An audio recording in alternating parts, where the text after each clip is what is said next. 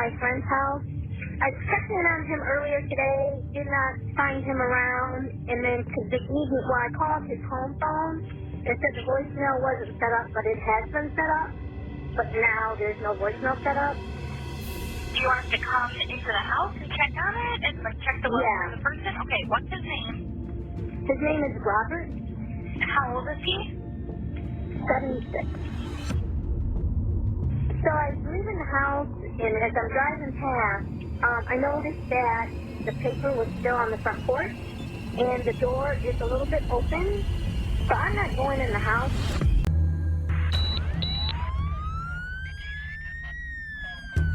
Les policiers se sont rendus à la maison sur Alpine Drive, au sein d'une copropriété.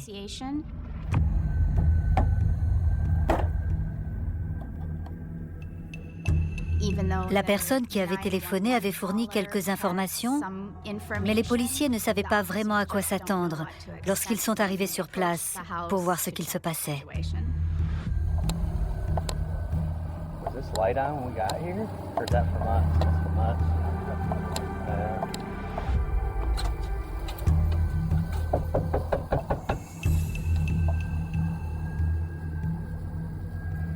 Just call us.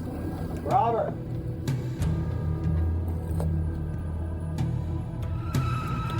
Robert?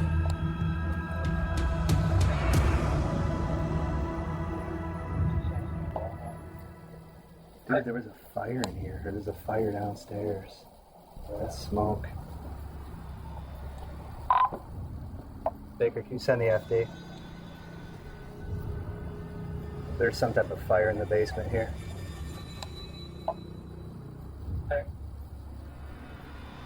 That's all smoke damage right there. I can't even breathe up here. Where could that be from?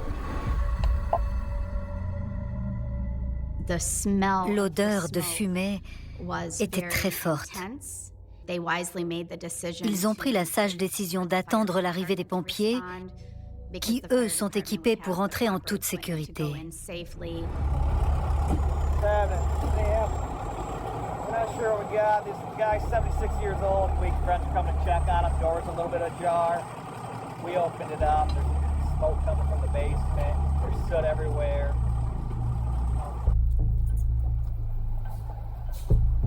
You can tell, like, I mean, there's carpet on the stairs there. I can't tell. So you can see to the left there, that's all set across this here. But and you said there's no basement windows, right? They're in the back, they are, but they're like the ones, the recessed ones are down below. They're like in a little well down there. And then the basement window's right in front of you there, right there.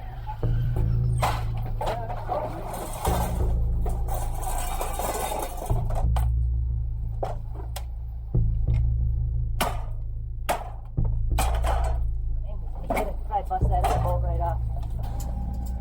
Alright. Good. There's a hand. I can see a hand, fellas. Let me take a look. En regardant par la fenêtre, ils ont vu une main sur le sol. Donc, immédiatement, on passe d'une intervention destinée à vérifier que quelqu'un va bien à la certitude que quelqu'un est mort dans cette maison. We opened up one window upstairs. We can get a fan going to blow it up for you if you want. It's up to you. Or I don't know if you want to just leave it. Let's leave it. Is it okay to go in?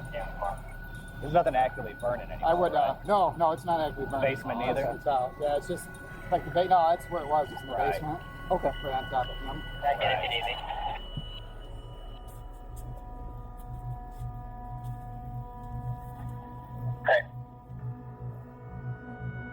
These are all shoe prints all the way through, going back and forth. Those aren't his footsteps, dude. That's somebody else going through the blood.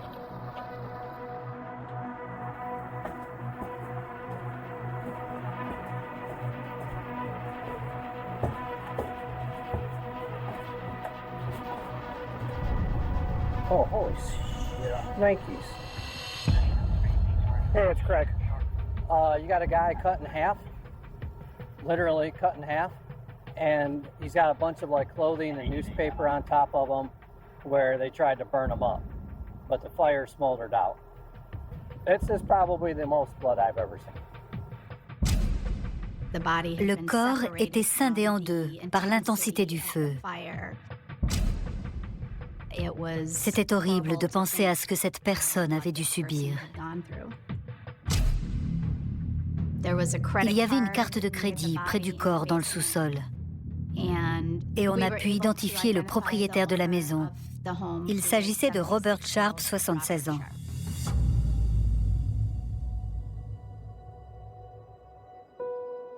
Mon père avait compris l'importance de l'éducation. Et il avait sauté quelques classes et intégré le MIT à 15 ans. Il n'a jamais arrêté d'apprendre, c'était son truc. Il voulait toujours apprendre plus. Il était professeur de chimie à l'Université du Michigan à Ann Arbor. Je pense qu'il aimait autant l'aspect recherche que l'aspect enseignement. Ma mère et mon père se sont rencontrés parce qu'une tante un peu dingue de mon père, la tante Hélène, qui était en cours de français avec ma mère, lui avait dit « J'ai le garçon idéal à te présenter ». Mon père faisait la lecture à ma mère presque tous les soirs. Il montait dans leur chambre et il lui faisait la lecture. Ils aimaient passer du temps ensemble et apprendre de nouvelles choses. Mon père a pris sa retraite de l'Université du Michigan en 2008. Et pouvoir passer ses après-midi avec ma mère, c'était quelque chose d'important dans sa vie. Il y avait un Wendy's près de chez mes parents, où ils adoraient aller tout le temps. Alors, quand ma mère est morte, mon père a continué à y aller pendant quelque temps, parce que ça faisait partie de leur quotidien. C'était un lien avec ma mère.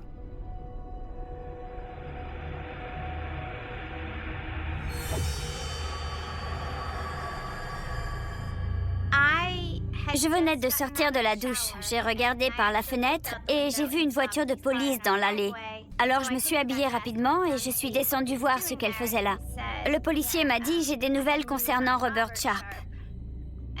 Je lui ai répondu « Comment ça ? On lui a parlé il y a 2 jours ». C'était très difficile parce qu'il m'a demandé d'appeler David. Et je lui ai dit « Je ne sais pas comment je vais l'annoncer à mon mari ». Il a perdu sa mère il y a moins de 2 mois.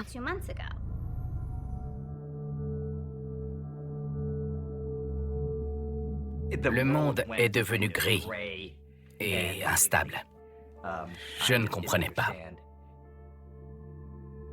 Mon père était la dernière personne que j'aurais imaginé se faire tuer. C'était un vieux monsieur adorable qui aimait les plantes. On ne voyait vraiment pas qui avait pu faire une chose pareille. Pour nous, il n'y avait aucune raison.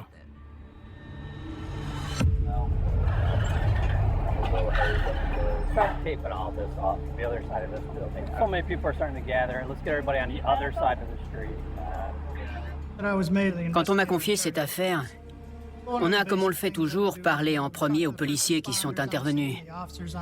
On a interrogé les pompiers.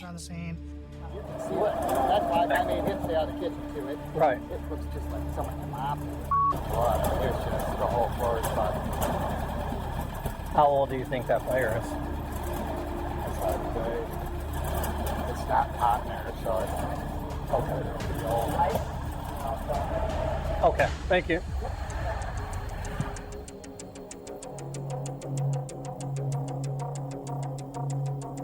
It's been a while, everything's pretty dry. Yeah. Sur place, j'ai retrouvé ma coéquipière, l'inspectrice Ellinger, et je l'ai suivie sur la scène de crime. À l'époque, j'étais inspecteur depuis plus de 25 ans, presque 30. J'avais déjà vu des scènes de crime où il y avait beaucoup de sang, mais là, c'était terrible. Pour moi, il y avait beaucoup de colère. Il n'avait pas été tué rapidement, si on peut dire. Ça avait été un long combat. Étant donné la quantité de sang qu'il y avait dans la cuisine, ça ne pouvait être qu'un homicide.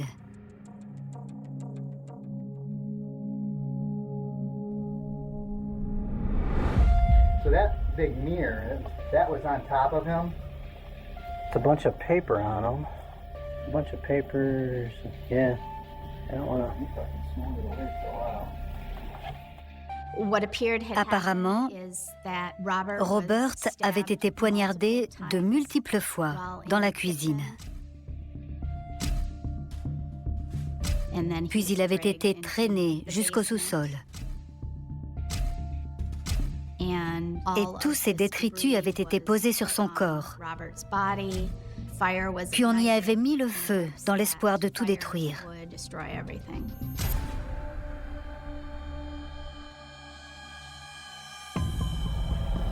So, can you, Mike? Yeah. A bunch of trash cans are all out. So can you walk down the parking area and look at all those trash cans, recyclables, make sure there's not like some bloody rags or towels or out there. Yeah.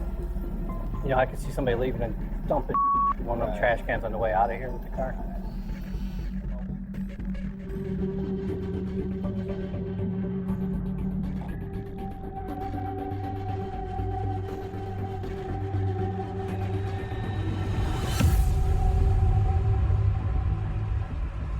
Il y avait le message qu'une voisine avait écrit à Robert parce qu'elle lui avait emprunté une brouette.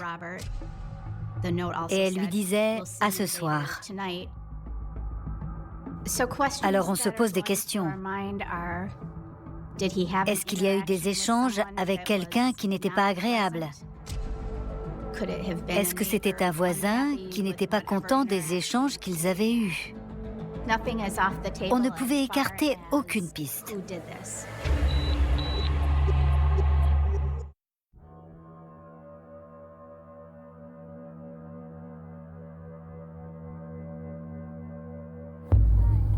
You guys call? On a interrogé la personne qui avait appelé la police afin d'obtenir des informations sur les raisons qui l'avaient poussé à appeler, mais également pour en savoir davantage sur elle, car il n'était pas exclu que ce soit la personne qui avait commis ce meurtre. So I came by earlier and his car wasn't here and I hadn't heard from him, so I thought, well, I'll give a call to the house, and I called to the house and it says the voicemail's not set up. I said, well, let me drive by, and so I came by tonight, and when I left, I started down the road, and I said, well, what's that on the porch? Well, I come back around, and it was his New York Times and a priority mail package. Well, Okay. his New York Times is like his coffee, and the door is cracked. I mean, the door is open about that much. En ce qui concerne le message laissé à Robert, elle n'avait pas d'informations. Alors les policiers lui ont dit que Robert avait été retrouvé mort afin d'observer sa réaction. There's somebody in there, we don't know if it's him. So just, when was the last time you talked to him? I talked to him Thursday. Okay.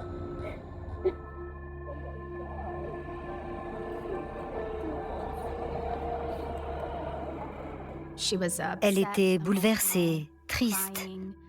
Elle pleurait. De toute évidence, vu ce qu'elle disait et la façon dont elle réagissait, elle n'était pas impliquée dans la mort de Robert. Et elle était disposée à nous aider dans notre enquête. He doesn't have any family here. He doesn't have a whole lot of friends. He's a retired professor, you know, and so I just would come and, you know, he was trying to get the house organized and cleaned up because his wife just passed away. How long ago did she pass away? She passed away on April 20th, I believe. And so Bob and Maria was his wife, and I've known them for 25 years. Okay. So he would go to Wendy's around noonish every day, and he would take his laptop, and you know, he'd always put it in the trunk, and he had his bag, and he took extra stuff. They, you know, a couple people knew him really well at Wendy's, and they would get his order. On a découvert qu'elle connaissait bien ses habitudes quotidiennes. Ça nous a été très utile, parce qu'il fallait qu'on sache qui il fréquentait, quelles étaient ses occupations habituelles, ce qu'il faisait tous les jours, afin de trouver un possible suspect. Pour ce qui est du message concernant la brouette sur lequel il était écrit « À ce soir », on a pu rapidement établir qu'il avait été laissé par une voisine qui avait réellement emprunté la brouette. Après avoir pris contact avec cette personne, on a pu vérifier que ce qu'elle disait était vrai. Ce n'était pas un suspect. Une fois élucidé la présence de ce message, on a pu éliminer cette piste.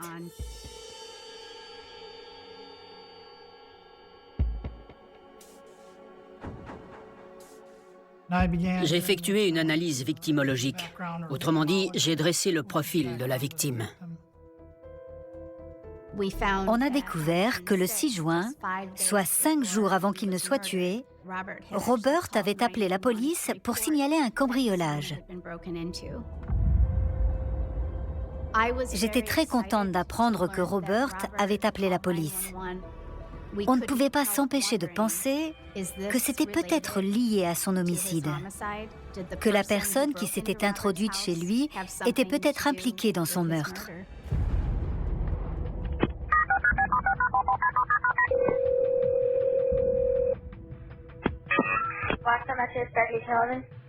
Hello, I'd like to report a crime, a break-in. Okay, is it happening now or did it? No, it happened this afternoon. Okay, just found it? Yes, I just got home. I left this afternoon about 1:30, and then by the time I got home, I noticed that one of my drawers in which I keep keys and things had been rummaged through. Did you find any obvious points of entry? Yes, my back door. Okay, how'd they get in? Well, I thought that my back door was locked, but when I got there and tried it, it was not locked. If you don't know for sure that nobody's still inside, I'm going to ask you to wait outside. Okay, I'll do that, yes. C'est le genre de moment où on se dit « Tiens, dans une enquête, on sait qu'on est sur une piste importante. On se dit « Ok, c'est parti ».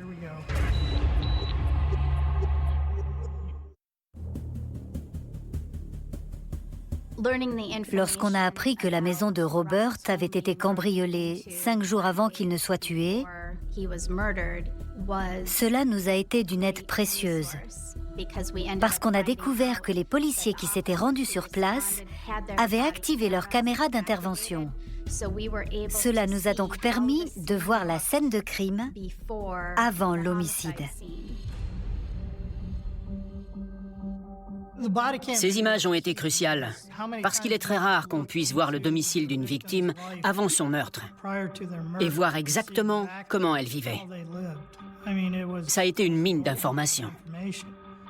Au cours de ma longue carrière, cela ne m'était encore jamais arrivé. You called us, and when you came up, you noticed the door was not locked. You went inside, and then what did you notice? You can go ahead and show me where. Yeah, it was open, and so then right inside that cupboard, I have a drawer where I normally put my car keys, I put my billfold and that kind of thing in. I went inside the drawer where I do that, and it had obviously been rummaged through. Everything was in a different position and messed around. Can you show me where that drawer is at? Yeah. This is where my spare keys would hang, and they're gone. Okay. I had one of those little two sticks, and that I don't see. What is that? Oh, it's to control your internet. It's a remote like this that operates a Roku unit, and basically the Roku unit is on. The Roku unit is on. I don't know what a Roku unit is. Okay, a Roku unit is something where you can get all of your television from the internet. You don't have to buy cable. They store the Roku unit. Quand j'ai visionné ces images, j'ai eu l'impression de voir mon grand-père. Ça devenait réel pour moi. Ça m'a donné des frissons dans le dos de regarder ça. Et il est certain que ça a motivé toute la criminelle, toute l'équipe d'enquêteurs.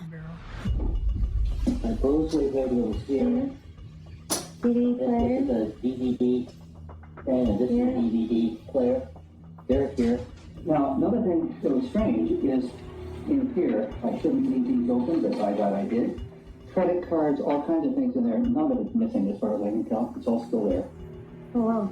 Yeah, it's strange. Il a l'air étonné que certaines choses soient toujours là. Les clés de sa voiture ont disparu. Mais sa voiture est toujours là. Il y a des cartes de crédit en vue sur la table et elles sont toujours là. I'm almost wondering if maybe you just park nowhere near here for a while, because if they come back tomorrow or even tonight, and does it have a key fob on it? On lui avait volé un ordinateur portable, un lecteur Roku et sa télécommande, un trousseau de clés de voiture. Et l'ordinateur portable qui remplaçait l'autre, tout neuf, a disparu lors du meurtre. On a supposé que l'auteur du cambriolage était revenu pour la voiture après sa première intrusion. Au début de l'enquête, on était un peu face à une énigme. On a donc communiqué aux autres postes qu'on était sans doute sur un cambriolage qui avait mal tourné et s'était soldé par un homicide. On leur a demandé s'ils avaient en tête quelqu'un qui avait commis quelque chose comme ça. Et on a exploré ces pistes-là. On a trouvé un individu en particulier qui avait été arrêté pour quelque chose de ce genre. On a décidé de l'interroger. You are in custody right now for a parole violation, is that right? So, where'd you get locked up? I got caught up on armed robbery. Where at Nipsey? Yeah, here. I caught my case, I want to say, I'm not really from around here, so I can't really tell you. I know it's by jet piece. Oh, I do have to run you through this. You do have the right to remain silent. Anything you say can will be used against you in a court of law. Dans cette affaire, il manquait des objets. Il y avait eu une tentative d'incendie. Généralement, ce sont des récidivistes qui commettent ce genre de délit. Donc, notre hypothèse de travail était que le coupable était quelqu'un qui avait probablement fait de la prison, ce qui nous a menés à cet homme.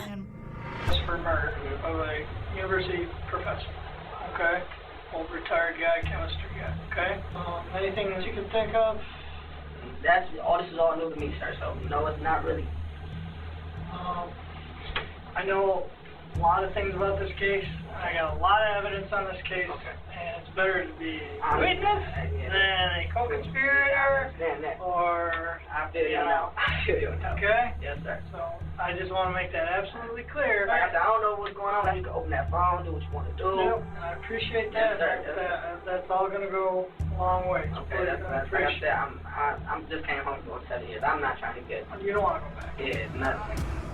Il était franc et n'a pas hésité à nous fournir des informations.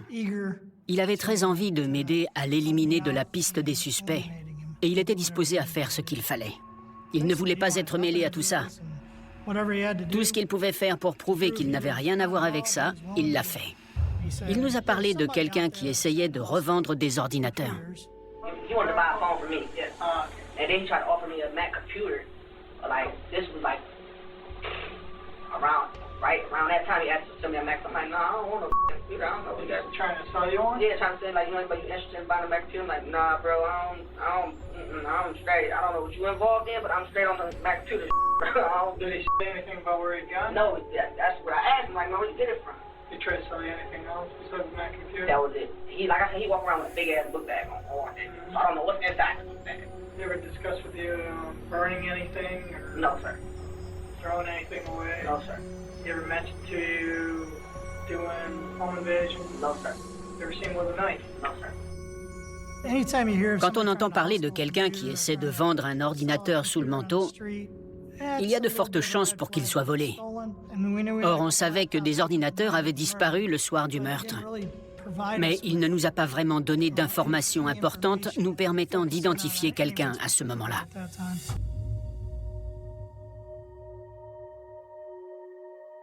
Mon père était quelqu'un de drôle et plein d'empathie, qu'il fallait apprendre à connaître. Mais une fois qu'on le connaissait, on découvrait tous ces merveilleux traits de sa personnalité. Il aimait les gens, il aimait l'art, il aimait la culture.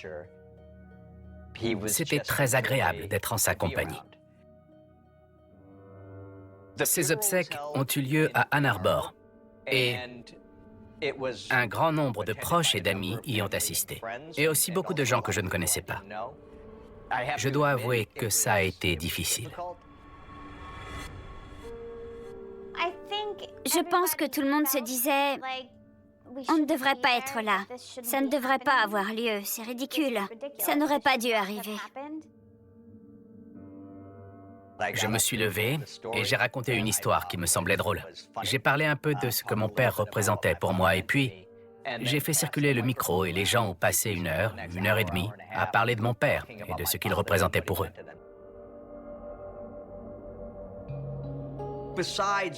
Outre la profonde tristesse que je ressentais, je faisais des cauchemars récurrents concernant le meurtre. Ou bien je rêvais que j'arrivais à empêcher le meurtre. Ou je rêvais que quelqu'un entrait chez moi pour tuer toute ma famille. Ça a été très difficile. Ça a été une époque très difficile. Pendant toute cette période, on était comme dans un cauchemar et comme si on flottait sur un nuage en même temps. On ne savait plus ce qu'on faisait ni qui on était. C'était dur comme situation, en particulier par rapport à nos enfants. Il est difficile d'expliquer à des enfants qu'une chose pareille puisse arriver.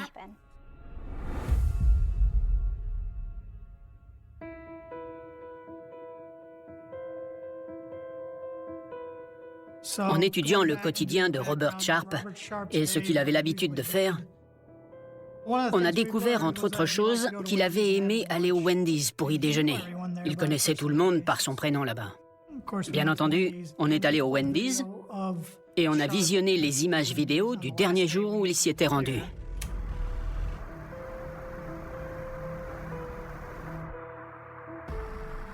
Il est facilement reconnaissable parce que c'est un vieux monsieur grand et mince. On a visionné les images de ses échanges avec les autres et on n'a rien remarqué de suspect. Le personnel se comporte normalement avec lui. On a épluché la liste des employés. On a enquêté sur chacun d'entre eux. On a découvert qu'il y avait un certain Isom Hamilton qui était en liberté conditionnelle. Quand on a su qu'il avait été condamné pour cambriolage, il est passé au sommet de notre liste. Il est devenu notre suspect numéro 1 à ce moment-là.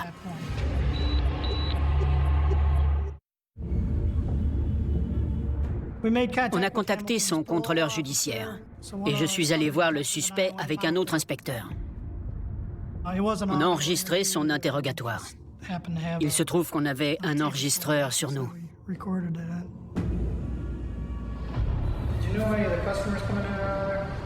You ever see this guy coming in and out? A few times, yeah. He come up there, well, his wife had passed away. Right. And do you remember anybody ever talking about he'd be an easy one to rob or anything like that, or? I don't actually remember anybody saying anything bad about him. Okay. I used to, you know, there's like 35 people that work there. And we're just trying to think, out of that 35, with your life experience, is there anybody in that 35 group that you'd say, I wouldn't put it past him or her to set him up for a robbery or to rob him? We'll keep it confidential if you have any suspicions. No. I really like, besides the one dude I used to get a ride from sometime late at night, till I close a lot. But besides that, nobody. Who would be that? Rides from late at night. What is his name? John.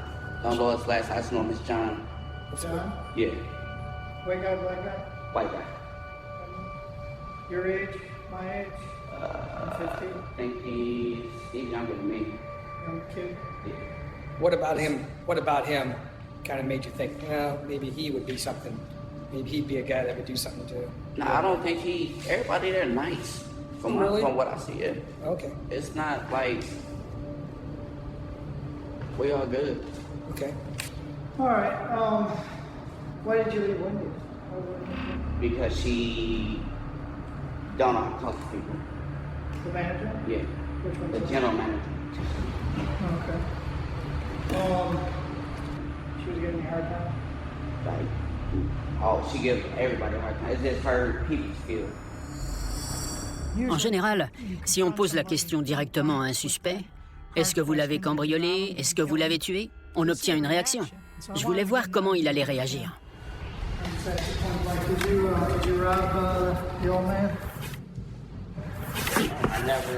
Like, no. Do you know where he lives? Okay.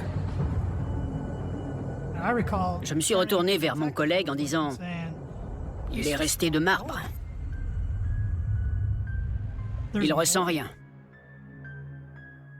Il est resté sur la liste de nos principaux suspects. » On a visionné les images de vidéosurveillance de tous les endroits où il aurait pu se rendre. On s'est aperçu qu'il y avait une station Speedway tout près de chez Robert Sharp.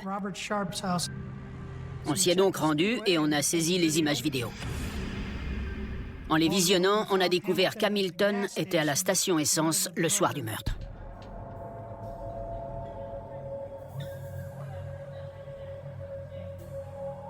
Il y était vers 2 heures du matin. On le voit entrer avec 2 sacs à dos. Il semble y avoir des taches sur ses vêtements, en particulier son pantalon.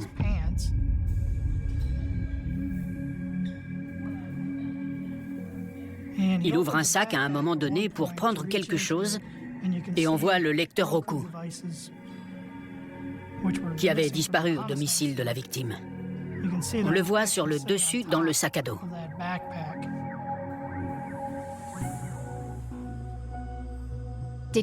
Les enquêteurs ont découvert qu'Q'Y Hamilton résidait chez sa grand-mère. Ils ont pris contact avec elle. Elle a accepté de venir au poste pour répondre à leurs questions.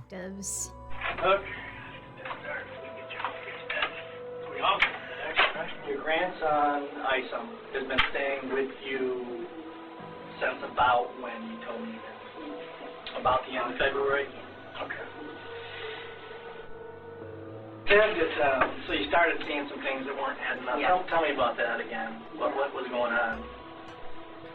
When he was still working, some of the items I thought, I said, well, maybe he might have bought in the computer, but I wasn't sure. But I know those apples are quite expensive, and I know he wasn't making enough money to buy an apple.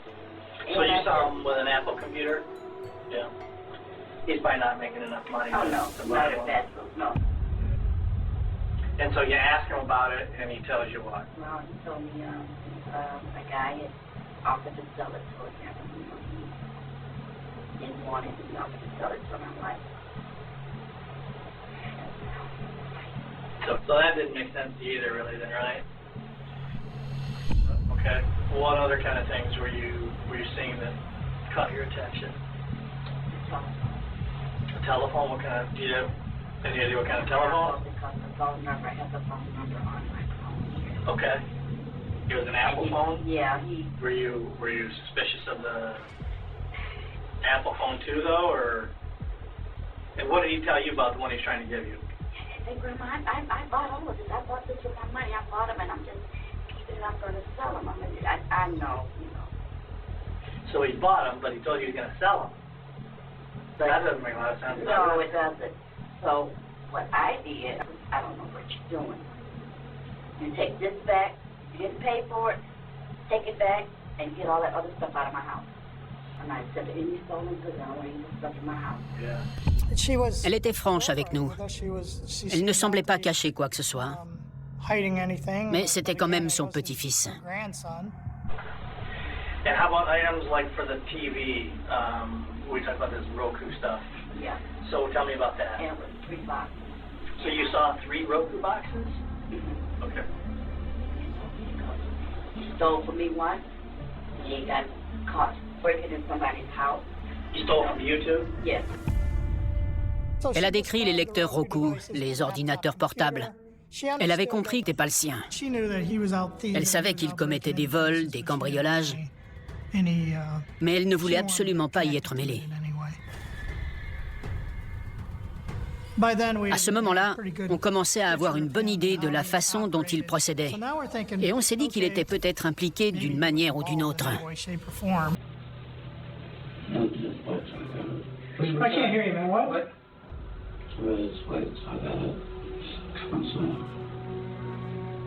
I'm sorry, what?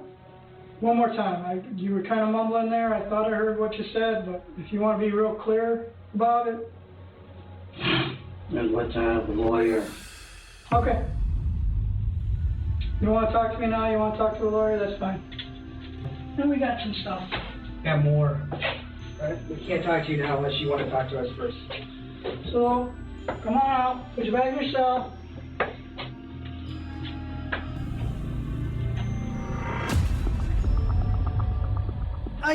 Personnellement, je soigne mes interrogatoires.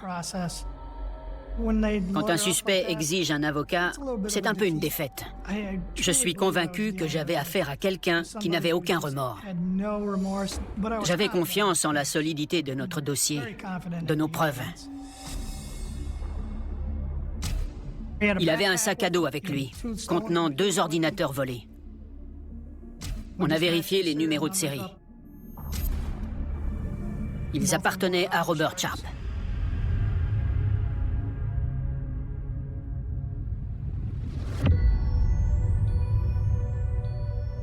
Isom Hamilton a été inculpé de plusieurs chefs d'accusation. Meurtre, incendie criminel, cambriolage, mutilation d'un corps. Your selfish, violent, and senseless acts have brought anguish, fear, and suffering to many. Nothing can bring back the life that's been lost. But you have proven yourself to be the highest danger to society, and you cannot be trusted with freedom again.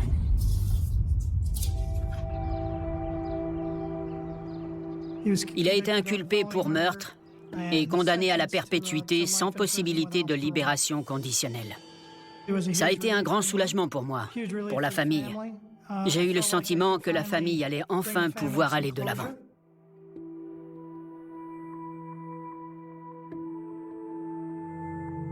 Isom Hamilton avait cambriolé la maison le 6 juin et il était revenu la cambrioler dans l'espoir de récupérer d'autres objets de valeur quand ça a tourné au meurtre. Isom Hamilton n'a montré aucun remords et aucune émotion. J'ai trouvé ça très triste.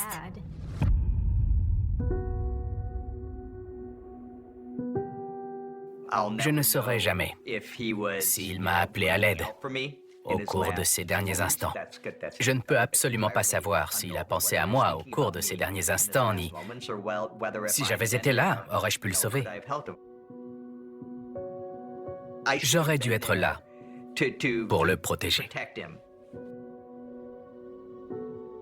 Ils allaient au Wendy's depuis au moins 16 ans. Les employés du Wendy's et la direction ont mis une plaque en honneur de ma belle-mère et de mon beau-père dans le restaurant et une autre sur le banc à l'extérieur où ils avaient l'habitude de manger. Si on a un regret, c'est de ne pas avoir eu un peu plus de temps.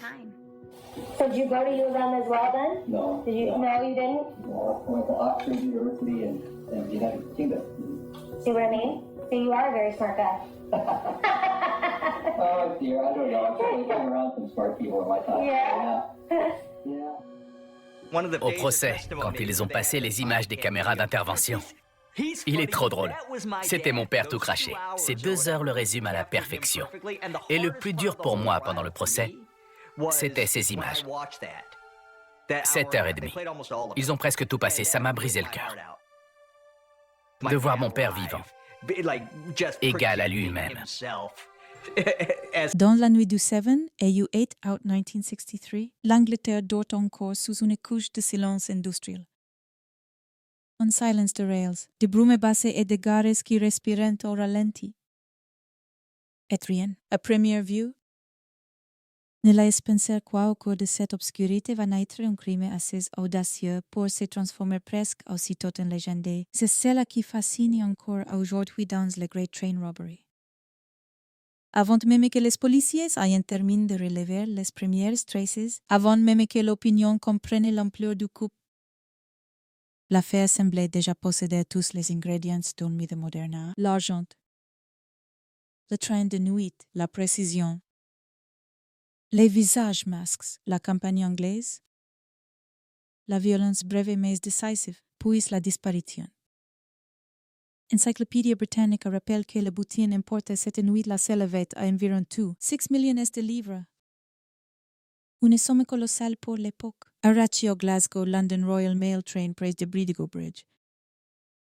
au nord de Londres. Les archives britanniques, elles, insistent sur ce qui a rendu l'affaire si obsédante. Elle ne s'agissait pas seulement d'un volume, mais d'une démonstration presque insolente de sang-froid, d'organisation et de connaissance intime des files d'un système que l'on croyait solide, pour comprendre pourquoi cette histoire a tant marqué l'esprit. Il faut d'abord revenir à cette Angleterre du début des années 60, chaude d'elle-même en apparence, encore attachée à une certaine idée de l'ordre, du service, de la hiérarchie, du courrier qui traverse les pays dans des wagons, tris à la main comme si la nation entière tenait encore debout grâce à des routines immuables. La nuit, les trains postaux ne transportent pas seulement des sacs et des billets. Ils transportent la confiance. Ils transportent la conviction qu'un royaume peut continuer à fonctionner pendant que ses habitants dorment. C'est précisément cette confiance que les hommes du Great Train Robbery ont frappé au cœur. Ils n'ont pas braqué une banque aux horaires prévisibles. Derrière des guichets et des portes, ils ont attaqué un flux. On est altéré, quelque chose de mouvant, de vivant, de britannique dans ce qu'il avait de plus discret et de plus essentiel. C'est aussi pour cela que l'affaire a immédiatement dépassé le simple fait divers. Elle donnait l'impression que le crime, cette fois, n'avait pas seulement volé de l'argent. Il avait aussi humilié la mécanique même du pays. Mais les mythes, lorsqu'on les approche de près, sentent vraiment le romantisme. Ils sentent plutôt la sueur, la pure, la bouée, le métallette, la fatigue nerveuse derrière l'image. Devenu presque cinématographique, des gentlemen bandits défiant l'ordre établi. Il y avait des hommes bien réels, Vénus du banditisme, des cambriolages, des coups montés, des liaisons troublées et des réseaux criminels qui s'étaient peu à peu spécialisés dans l'art de regarder là où les autres ne regardaient pas. Le cerveau le plus souvent associé à l'opération est Bruce Reynolds. Présente par Britannica comme le meilleur de cette équipe, un homme déjà connu pour des cambriolages et des vols à main armée. Un homme qui ne cherchait pas le désordre aveugle mais l'opération nette, le coup qui écrase tout le reste. Et c'est là une nuance essentielle. Le Great Train Robbery n'est pas devenu célèbre uniquement par ce qui le rapporte beaucoup. Il est devenu célèbre par ce qu'il a paru, pendant quelques heures, presque parfait pour qu'un crime de cette nature voie le jour. Il ne suffit pas d'avoir de l'audace. Il faut du temps. Des informations, des complicités, des repérages, une patience presque administrative. Les récits historiques s'accordent sur un point. Les voleurs disposant d'informations internes sur les horaires, les chargements et le fonctionnement du train. Britannica mentionne explicitement l'aide d'une unité reste longtemps anonyme, ainsi que l'existence d'un cachet rural, Leatherslade Farm, en Buckinghamshire, prévu comme refuge après le braquage. Rien. Dans cela, n'évoque un élan improvise, tout respire la préparation. Quelqu'un observe les habitudes, quelqu'un a compris quels wagons contiennent. Quand l'argent circulait, à quel moment la vigilance se relâchait. Comment ralentir la machine sans déclencher un chaos incontrôlable? Il fallait connaître les temps morts du réseau. Les distances, les points vulnérables. Le comportement des équipages et surtout cette vérité essentielle de tous les grands braquages. Place le système Paridlord, place SIS opérateurs, finissant par le croire invulnérable. Et place ils deviennent imprévisibles. Il faut se représenter la scène non comme un acte de cinéma, mais comme une mécanique sombre, avance pas à pas. Quelque part dans la nuit anglaise, le train postal Glasgow-Londres roule avec cette autorité calme des convois qui savent leur route parcours. À bord, il y a la routine. Les gestes répétés, la confiance professionnelle. On try, on surveille. On avance, de horse. Portant, un autre emploi du temps s'est mis en place. un employé du Thames clandestin, construit contre celui de l'État. Les hommes qui attendent ne comptent pas les minutes comme des voyageurs ou des cheminots. Ils les comptent comme des chirurgiens du risque. Chaque seconde de retard peut faire échouer le plan. Chaque hésitation peut transformer une coupe magistrale en catastrophe. C'est cette tension qu'on oublie souvent quand la légende a déjà recouvert l'événement. Avant de devenir des noms dans les journaux, des silhouettes dans les archives, ils sont des hommes figés dans l'obscurité. À l'écoute d'un train qui s'approchait, le point choisi n'était pas anodin. Les récits de Britannica et de History s'accordent sur la méthode. Les braqueurs ont manipulé le signal à Sears Crossing pour afficher un feu rouge et forcer la locomotive à s'arrêter. See detail. À lui seul contient toute la sophistication et toute la froideur du couple. On n'arrête pas un train comme on arrête une voiture. On ne l'intimide pas par un simple barrage. Il faut entrer dans son langage, parler sa grammaire technique. Détourner son obéissance. Le rouge est plus fort que les hommes. Plus fort que la vitesse, plus fort que l'élan. Le train obéit au signal comme une cour à une impulsion nerveuse, le génie criminel du braquage. S'il faut employer ces mots avec prudence, réside ici. Les voleurs ont compris que pour dominer la puissance, il ne fallait pas la combattre frontalement. Il fallait lui donner un ordre crédible. Puis tout se précipitait. Une lumière rouge dans la nuit, un arrêt imprévu. Des hommes surgissant, masques. Organizes, decides. Le feu de l'action, Louis. N'a rien de romantique. History évoque l'apparition de plus d'une douzaine d'hommes en cagoules après l'arrêt du convoi. Britannica précise que le chauffeur est grièvement blessé d'un coup à la tête, tandis que les fireman partis vérifier le signal est maîtrise. Au cœur du mythe, il y a donc dès le début un fait brutal qu'aucune légende ne fasse vraiment. Pour voleur, il a fallu frapper. Le conducteur Jack Mills, devenu l'un des visages oubliés de l'affaire, n'est pas un figurant de récit criminel. Il est le homme sur lequel s'est abattue la violence nécessaire à la réussite de l'opération. Et c'est peut-être là que le Great Train Robbery cesse déjà d'être une aventure pour redevenir QU'Y profondément. Un crime qui brûle? Un crime qui laisse derrière lui des corps, des traumatismes, des vies déformées, pourtant. La précision du groupe empêche l'opération de sombrer dans la panique. Les hommes savent si QU'Y's violent. Savent quels wagons détacher. Savent combien de temps ils peuvent rester.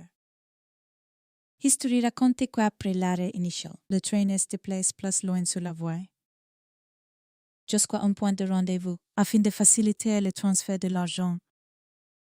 Le détail a quelque chose de presque irréel, même après l'assaut. Le braquage ne se contente pas d'exister, elle se réorganise en mouvement. Les braqueurs ne prennent pas ces QU'Y's pouvant dans la confusion. Ils reconfigurent la scène à leur avantage. Ils font avancer leur proie. Ils transforment le train lui-même en instrument de volume. Et c'est précisément cette continuité glaciale qui stupéfie, à aucun instant. Dans les récits conserves, on ne sent une bande livrée à l'improvisation grossière. On sent un plan absorbant chaque obstacle au fur et à mesure. Vient ensuite l'image qui hantera la mémoire populaire. Les sacs de billets retires du train, transportés en chaîne humaine vers les véhicules d'évasion. Selon Britannica comme selon History, environ 120 sacs postaux sont importés. On imagine souvent le braquage comme un éclair, une décharge de violence suivie d'une fuite.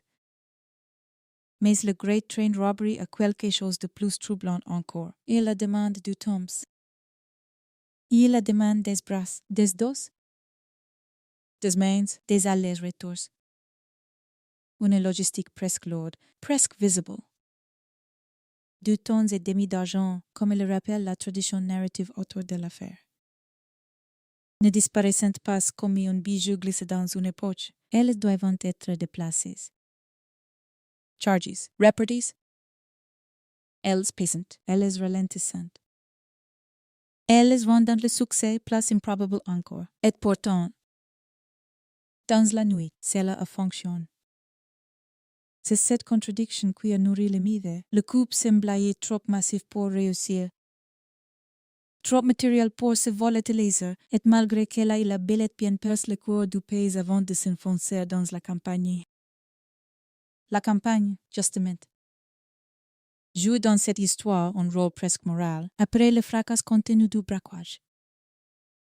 Après les signaux manipulés, les coupes, l'argent arrache. Le récit se déplace vers une Angleterre rurale. Place silencieuse encore, où les voleurs espérant devenir invisibles. Leatherslade Farm n'était pas seulement un refuge pratique, c'était une tentative de dilution, une ferme isolée. Des véhicules, des hommes cachés. L'illusion qu'inquiétante, les rails ont quitté aussi la lumière. Britannica mentionne cette cache comme l'une des pièces essentielles du plan.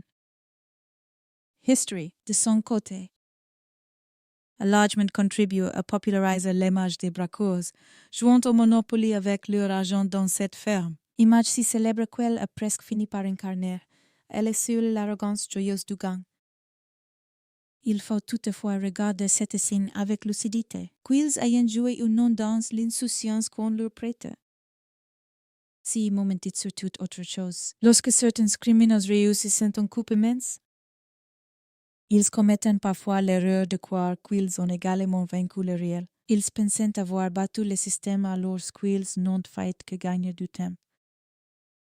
Elle tombe dans cette affaire. Devient immédiatement l'adversaire principal, car tandis que l'argent est réparti, que l'adrénaline tombe, que la nuit se dissout lentement dans la baie, l'onde de choc commence à se propager. Un train arrête n'est jamais un simple retard. Un équipage agresse, un convoi postal vidé d'une somme aussi prodigieuse. C'est la machine britannique entière qui se révèle brutalement. La police comprend vite qu'elle n'a pas affaire à des amateurs. L'opinion, elle est. Pourquoi presque, aussitôt qu'il se passe quelque chose d'inédit, le mot grandance, Great Train Robbery n'est pas seulement quantitatif. Il est narratif, il désigne l'échelle du braquage. Bien sûr, mais aussi la taille de la blessure symbolique. Le pays découvre que des hommes ont su lire ces circuits, anticiper SES reactions. Utiliser SES procedures contre lui, la chasse à l'homme commence en réalité dès que cette prise de conscience s'installe. Si n'est plus seulement la recherche des voleurs, c'est la nécessité de réparer une humiliation publique. Pourtant, ce qui rend la suite si captivante, c'est que la grandeur du plan portait en elle les germes de son propre effondrement. Plus l'opération avait été ambitieuse, plus elle exigeait d'acteurs, de déplacements, de contacts, de traces. Plus elle impressionnait, plus elle ouvrait d'angles à l'enquête. C'est l'un des paradoxes les plus féconds de l'histoire criminelle. Le couple qui semblait supérieur par son audace devient souvent vulnérable par la quantité de détails qu'il doit maîtriser. Britannica rappelle que les voleurs laisseront derrière eux des preuves, notamment des empreintes retrouvées à la ferme après une tentative maladroite pour effacer ou détruire les traces. History insiste lui aussi sur la découverte d'indices à Leatherslade Farm, y compris la fameuse référence au Monopoly. QU'Y contribué à faire tomber plusieurs membres du gang. Cette retombée brutale dans la matérialité est presque ironique. Après avoir vaincu un train par la ruse et le signal, après avoir semblé flotter au-dessus du système, les braqueurs redeviennent des hommes ordinaires capables d'oublier, de négliger, de mal nettoyer, de laisser le banal les trahir. Mais nous n'en sommes pas encore là. Pour la première partie de cette histoire, il faut rester dans la zone la plus inquiétante de toutes. Celle où l'on ne sait pas encore si l'on assistait à un exploit criminel isolé ou au début d'une traque interminable. Au petit matin, les faits sont déjà là. 2 irrevocables. Un train a été stoppé par un faux signal. Des hommes masques ont pris le contrôle de la scène.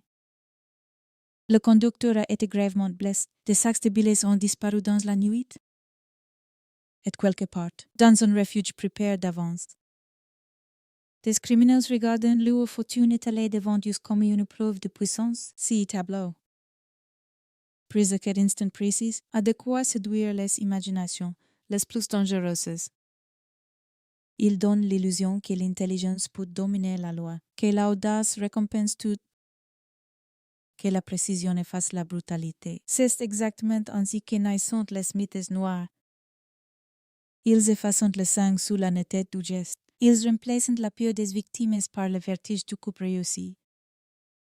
Ils font du criminel une stratégie et de la société blessée un simple décor, ou c'est là qu'il faut ralentir et regarder autrement. Sous la surface brillante du récit, la vérité est plus lourde, plus triste, plus corrosive. Jack Mills a été frappé pour que le train cède. Les hommes présents à bord n'ont pas vécu une légende mais une fraction terrifiante de la nuit. Du devoir et de la sécurité, les sommes volées. Aussi spectaculaires soient-elles, n'étaient pas des abstractions destinées à embellir des unes de journaux. Elles appartenaient à un système de circulation, de retraite, de confiance. Et les braqueurs eux-mêmes s'y disciplinent dans l'action. Entrant dès cet instant dans une logique de fuite où le triomphe ne dure jamais, car le propre des grands coups esquils se termine rarement au moment où l'argent est importé. En réalité, ils commencent vraiment là. Le braquage n'est que la première moitié de l'histoire, la seconde, souvent, plus terrible. C'est celle des visages qui se crispent, des alliances qui se fragilisent, des erreurs qui sortent de l'ombre, des noms qui circulent, des villes qui deviennent dangereuses, des réfugiés qui rétrécissent, des frontières qui attirent des policiers qui, peu à peu, reconstruisent le puzzle. C'est pour cela que le Great Train Robbery demeure plus qu'un simple volume célèbre. Il marque le point exact où le crime pense avoir atteint sa forme la plus élégante, alors même qu'il vient d'entrer dans la partie la plus impitoyable de son existence. Dans la nuit du 8 août 1963, les hommes de Bruce Reynolds ont peut-être eu le sentiment de toucher quelque chose de rare. Presque historique, comme si le monde allait désormais se souvenir d'eux avec la fascination réservée aux audacieux.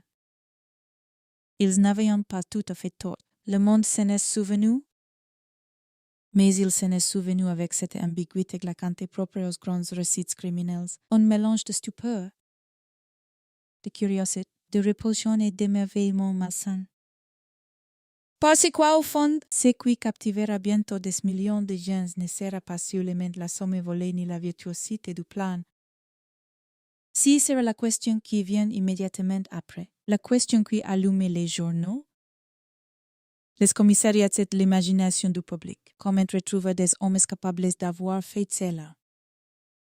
Et surtout, où disparaissent-ils après avoir défait un pays entier? À partir de cet instant, les rails ne sont plus seulement des rails. Ils deviennent une ligne de fracture entre deux récits. D'un côté, celui du braquage réussi, net, presque insolent, de l'autre. Celui de la poursuite, de l'usure, des erreurs humaines et du prix réel de la légende. Et tandis que l'aube s'élève sur les campagnes anglaises, le pays ne sait pas encore qu'il ne vient pas simplement d'être volé. Il vient d'être entraîné dans une histoire dans chaque détail. Du faux signal rouge à la ferme isolée, de la violence contre le conducteur au butin faramineux. Va nourrir pendant des années une obsession nationale, le train. Lui a déjà été immobilisé. Mais le récit, lui, ne fait que commencer au matin qui suit le braquage.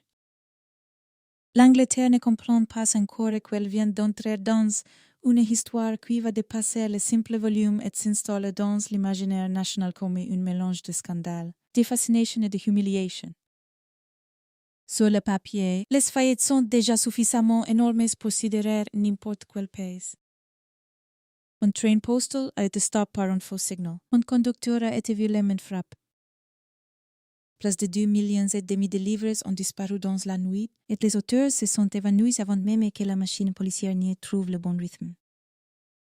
Mais ce qui donne à cette affaire son soufflet particulier, c'est n'est pas seulement la réussite initiale du coup. C'est la sensation, presque immédiate, que les hommes qui l'ont commise ne se sont pas contents de voler de l'argent. Ils ont dévoilé quelque chose de plus profond.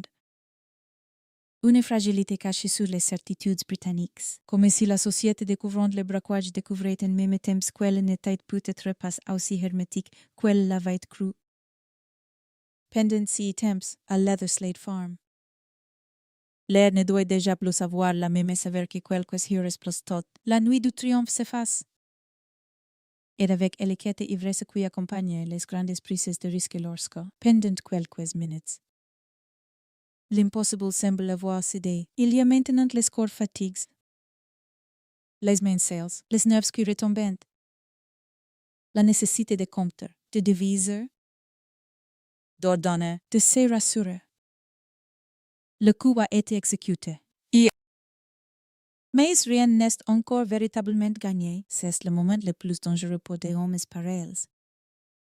Celui où l'on passe de l'action à la presse, de la violence concentrée à la gestion du chaos invisible. Tant que l'on court, l'esprit ne doute pas, dès que l'on s'arrête. Il commence à entendre tout ce qui pourrait se dérégler, les sacs d'argent. Si impressionnants lorsqu'ils étaient en sortie du train, deviennent soudain une masse embarrassante, presque monstrueuse. Ils promettent de la richesse, mais exigeant aussi des planques, des intermédiaires, des faux noms, des mensonges, des itinéraires sources, des silences solides. Place le butin escrant, place il pèse sur ce qui le possédent. C'est là que se produit l'une des métamorphoses les plus intéressantes de l'histoire. Quelques heures auparavant, la bande ressemblait à une machine. Chacun savait quoi faire. Aussi placer, comme un gueux. À quel moment intervenir, tout avait une direction. À la ferme, cette direction commence à s'y fragmenter. On est place dans la pure logique du plan. On entre dans la psychologie des hommes, et c'est toujours à cet endroit que les grandes opérations criminelles commencent à se fissurer. Les récits ultérieurs ont souvent insisté sur l'atmosphère presque irréelle qui régnait dans cette cache, comme si l'ampleur du succès avait momentanément suspendu le bon sens. Certains témoignages ont nourri l'image d'un groupe exalte, presque euphorique. Jouant avec l'idée de sa propre invincibilité, cette image traverse les décennies parce qu'elle résume à elle seule un danger fondamental. Les moments où des criminels se sentent craindre le monde réel et commencent à croire à la légende qu'ils sont en train d'écrire sur eux-mêmes, pour Bruce Reynolds et ceux qui l'entourent. La réussite du braquage n'est pourtant pas qu'un exploit, elle est aussi une promesse. Et les promesses sont souvent plus dangereuses que les armes. L'argent vol n'offre pas seulement du confort. Il ouvre la possibilité d'une autre vie, d'une sortie, d'un affranchissement, d'une existence enfin débarrassée de la médiocrité. This combines repetitives, du risque quotidien pour des gains dérisoires. C'est sans doute là qu'il faut chercher une partie du pouvoir du Great Train Robbery sur l'imaginaire populaire à travers lui. On entrevoit des hommes qui ne veulent plus survivre dans les marges habituelles du banditisme. Ils veulent un coup qui change l'échelle de leur vie. Ils veulent un avant et un après. Ils veulent faire basculer le destin. Comme le notent les récits de Britannica en évoquant Reynolds et les autres membres du gang, il ne s'agissait pas de novices exaltés par une simple montée d'adrénaline. Mais de criminels déjà aguerris, attirés par l'idée du grand coup précisément parce qu'ils promettaient une rupture décisive. Et cette rupture, au matin du volume, paraît possible. Mais l'Angleterre, elle aussi, change d'échelle à mesure que l'affaire se répand. Dans les guerres, dans les bureaux de poste, dans les rédactions, dans les commissariats. Le braquage se met à vivre sa seconde existence, celle de l'histoire racontée. Chaque détail circule comme un choc. Le train venait de Glasgow. Il transportait l'argent de toute une série d'opérations bancaires et postales. Le signal avait été manipulé. Le conducteur avait été agressé. La somme importée était gigantesque. Et surtout, détail essentiel. Les voleurs avaient réussi à disparaître. C'est ce dernier point qui transforme un braquage spectaculaire en affaire nationale. Car tant qu'ils ne sont pas retrouvés, les auteurs existent partout à la fois. Ils peuvent être sur une route secondaire, dans une ferme, dans un appartement discret de Londres, à quelques kilomètres sous les mains de ceux qui les cherchent. Ou déjà en train de préparer leur sortie du pays, l'opinion publique commence leurs affaires sequelles fait toujours face aux grands crimes. Elle remplit le vide avec de l'imagination. Et de l'imagination nourrit par les journaux est souvent plus puissante que les faits eux-mêmes. Dans cette montée du récit public, la violence de l'affaire court le risque de devenir secondaire.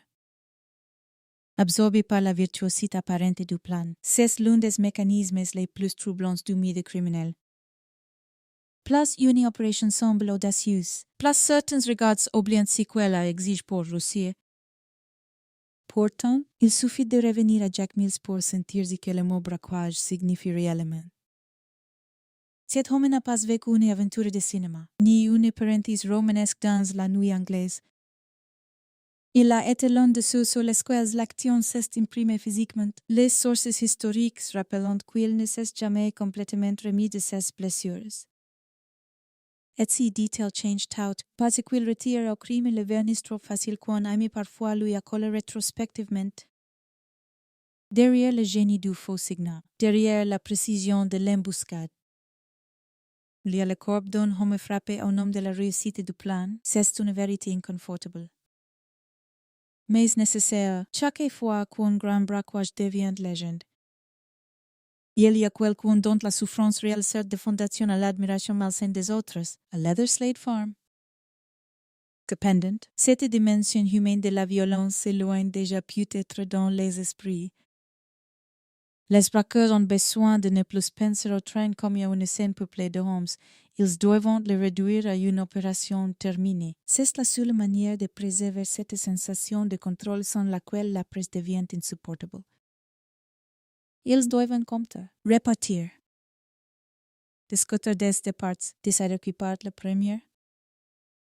Qui reste, qui prend quoi. Qui connaît quelle adresse, qui peut tenir sa langue. Qui ne le pourra pas, si sont des questions minuscules en apparence.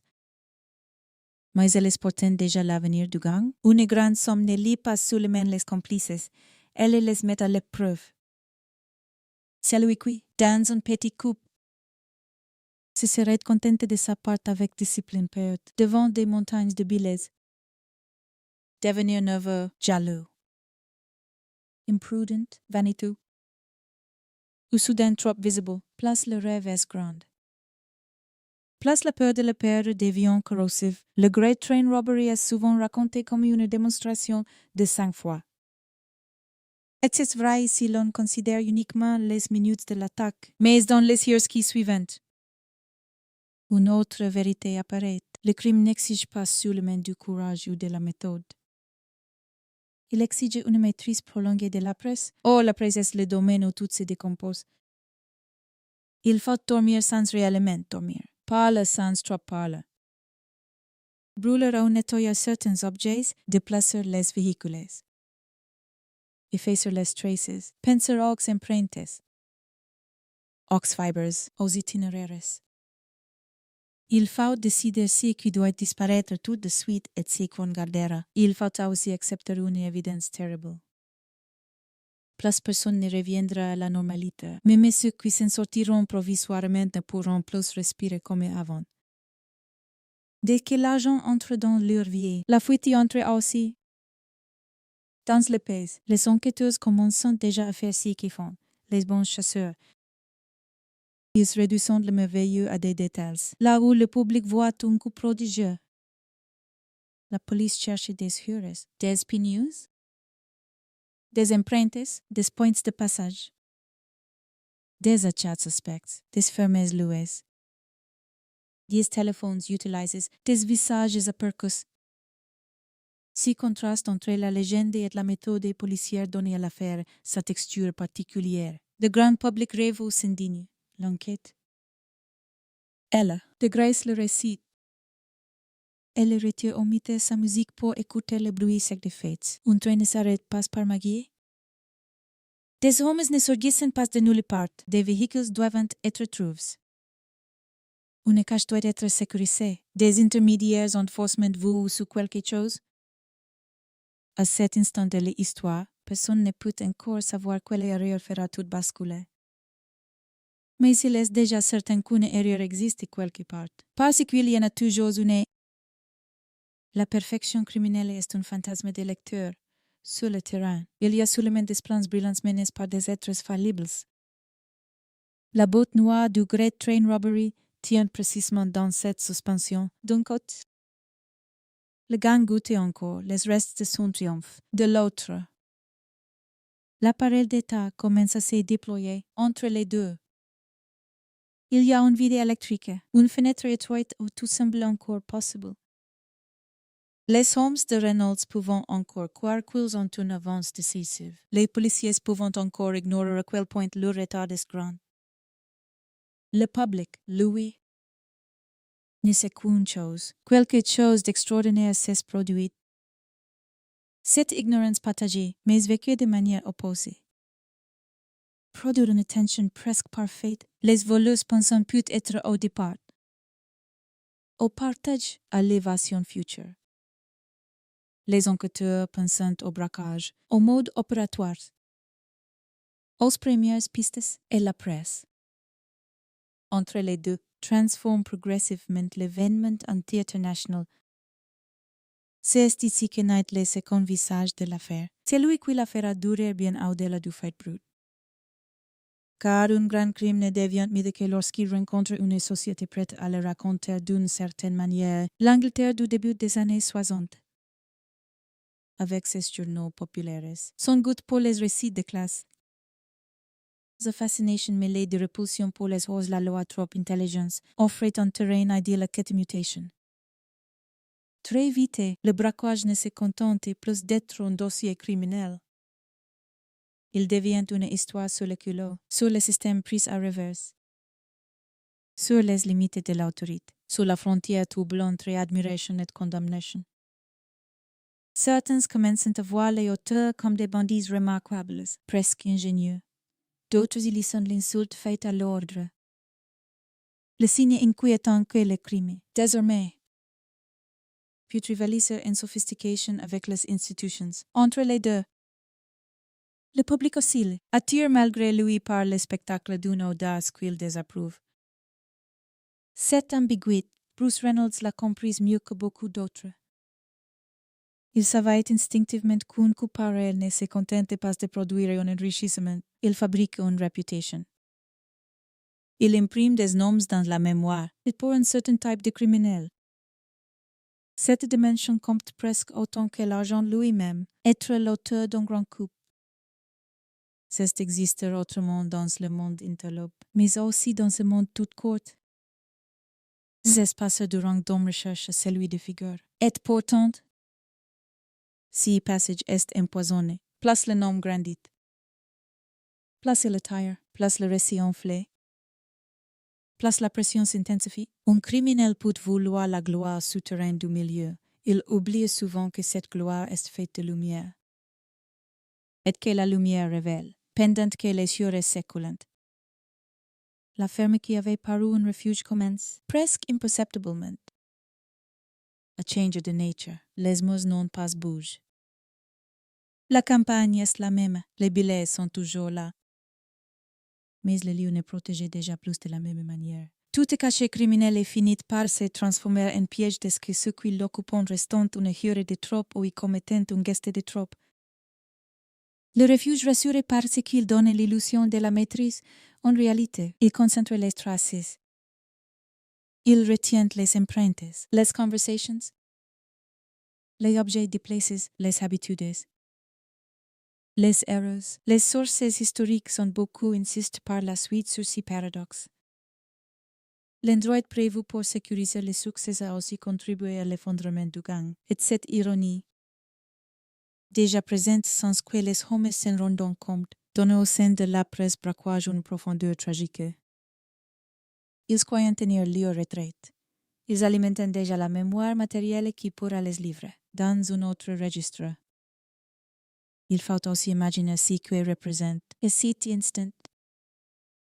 Une somme comme tout. 6 millions de livres pour des hommes issus du banditisme britannique du milieu du siècle. Ce n'est pas seulement une fortune, c'est un changement de dimension presque mental. Des vies entières sont souvent jouées pour bien moins que cela. Des carrières criminelles entières n'ont jamais approché une telle somme. D'une certaine manière, le but est trop grand pour rester abstrait. Il impose des fantasmes immédiats, fuite vers l'étranger, nouvelles identités, confort durable, retraite du milieu, élégance retrouvée. Fin des petites combines, mais il impose aussi un problème vertigineux. Comment faire entrer un tel pactole dans la réalité sans attirer toute la violence du regard public et policier? L'argent volé à très grande échelle n'achète pas seulement des possibilités. Il fabrique des anomalies, et les anomalies, surtout dans une société encore très structurée, finissant par être vues. La partie la plus troublante du Great Train Robbery n'est donc pas seulement l'assaut du train, ni même la sophistication du faux signal. C'est ce moment où les succès se changent en poids. Tout ce qui a paru lumineux dans la nuit prend une épaisseur sombre au matin. Le plan, c'est net dans son exécution. Deviant flow dans ses conséquences. Les complices, impeccables dans l'action, redeviennent des hommes avec des limites. Des nerfs, des habitudes, des vanités, des oublis. L'argent, la guerre promesse absolue, se changer en matière encombrante. Et surtout, la société attaquée se révèle. C'est cela, le véritable basculement. Au fond, tant que le train roulait, tant que le signal n'était pas encore devenu rouge, le monde ordinaire tenait après l'attaque. Si le monde ordinaire se remet à marcher, mais autrement, il a été blessé, humilié, provoque, il veut comprendre. Il veut nommer, il veut retrouver. Et dans ce désir de retrouver, il y a autre chose qu'une simple procédure. Il y a un besoin moral de réponse. Un pays supporte mal qu'un crime aussi spectaculaire reste suspendu sans visage identifié. Sans punition visible, sans restoration d'un certain équilibre. Le Great Train Robbery, ainsi stade du récit. N'est donc plus seulement une affaire de gang et de police, il devient le lieu d'un affrontement symbolique entre deux formes d'intelligence. D'un côté, c'est l'équilibre les failles du système pour les exploiter. De l'autre, c'est l'équilibre les failles des criminels pour les reconstruire.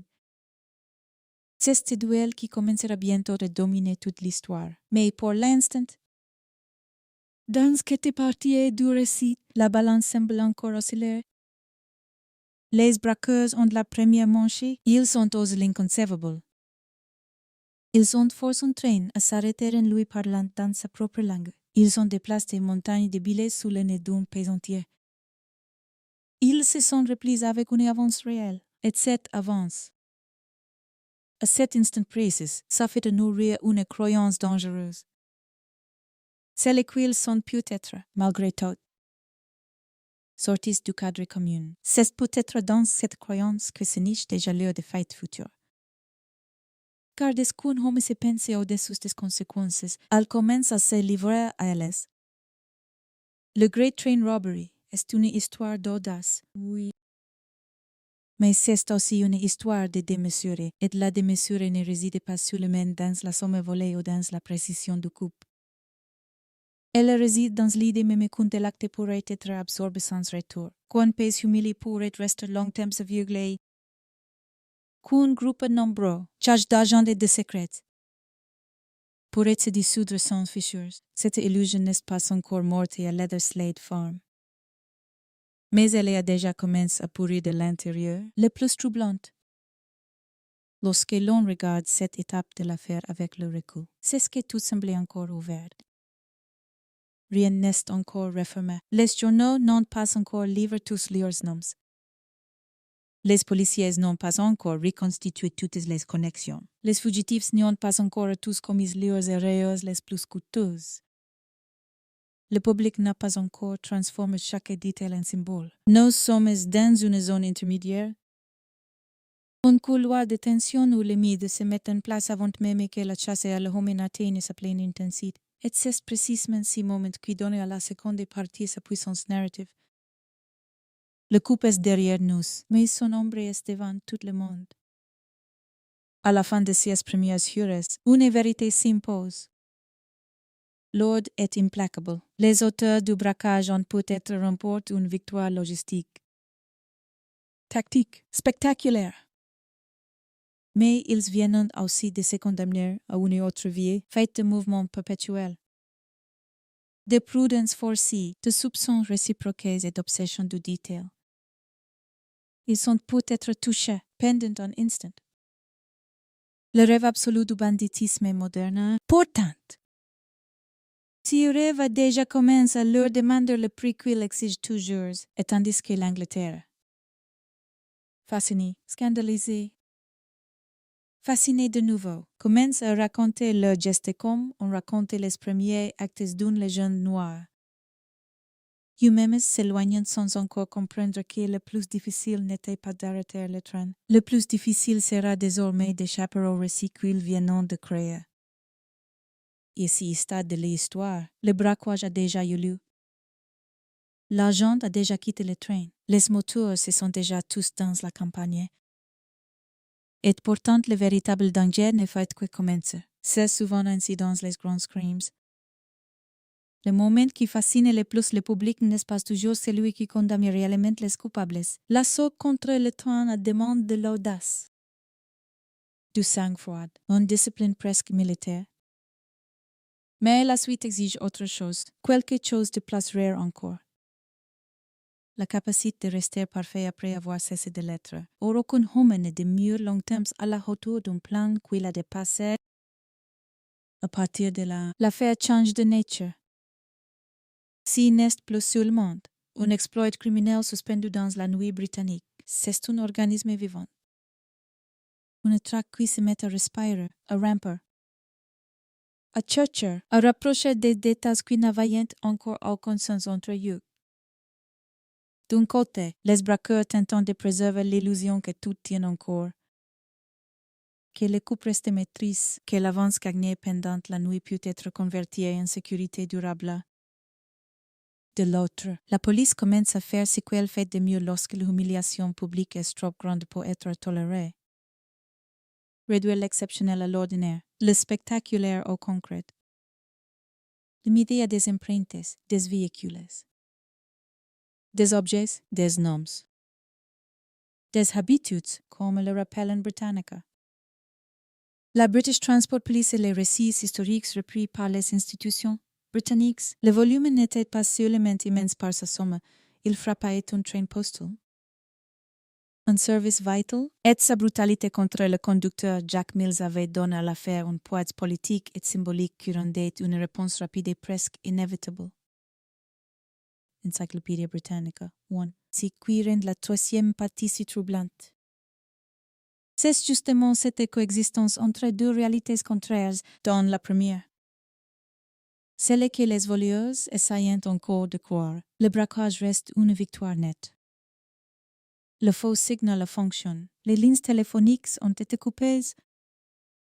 Les sacs ont été chargés. Le train a été dominé. L'affaire m'a servi de repli. L'argent existe physiquement. Il est là, palpable. Repartissable, presque irréel dans sa masse. Dans la seconde réalité, plus froide. Plus lente, bien moins flatteuse. Chaque minute qui passe transforme cette réussite en problème logistique, puis un problème humain, puis un problème judiciaire. Car à partir du moment où le premier sac a quitté le wagon, le gang n'a plus seulement dû cacher un butin, il a dû cacher son propre comportement. Et c'est un point capital. L'argent ne trahit personne par lui-même, ils sont les hommes qui le font. Les hommes qui dépensent trop vite, qui parlent trop longtemps, qui voulons rassurer les mauvaises personnes, qui font confiance à des mélanges faibles, qui réapparaissent là où il ne fallait pas, qui gardent des objets, qui négligent un détail ridicule, qui s'imaginent que l'intelligence déployée pendant le coup va continuer à les protéger automatiquement après ce coup. Toute l'histoire de la chute des grands gangs tient dans cette erreur. On croit avoir gagné contre le système parce qu'on l'a surpris une fois. Alors qu'en vérité, on vient seulement de l'obliger à se concentrer entièrement sur soi dans les heures qui suivent.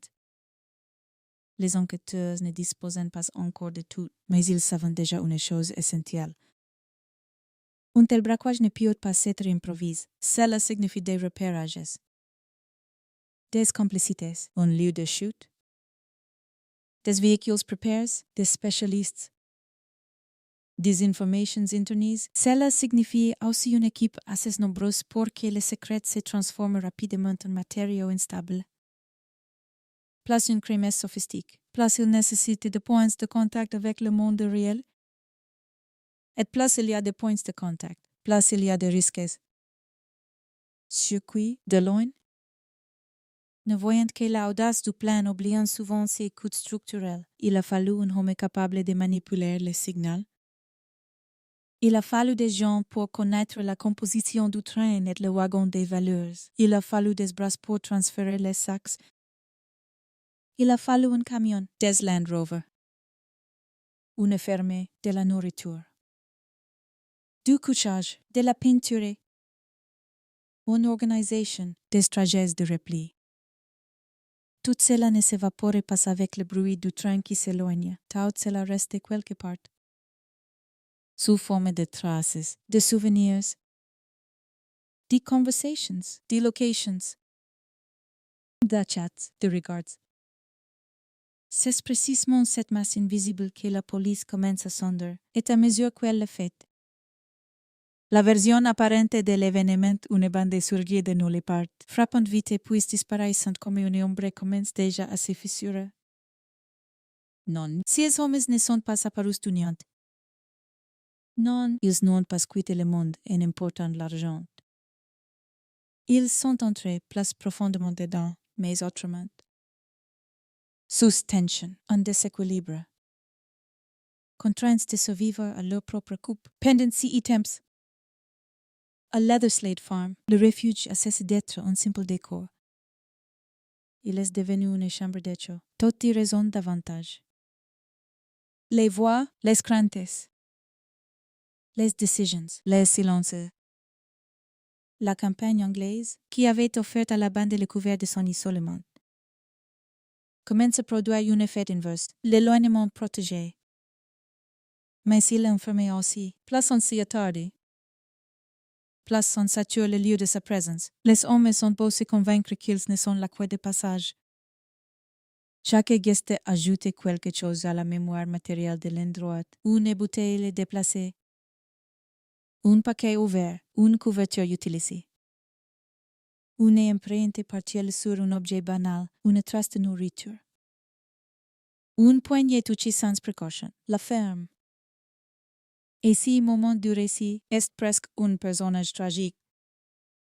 Elle semble abriter les braqueurs, alors qu'elle enregistre déjà leur déclin futur.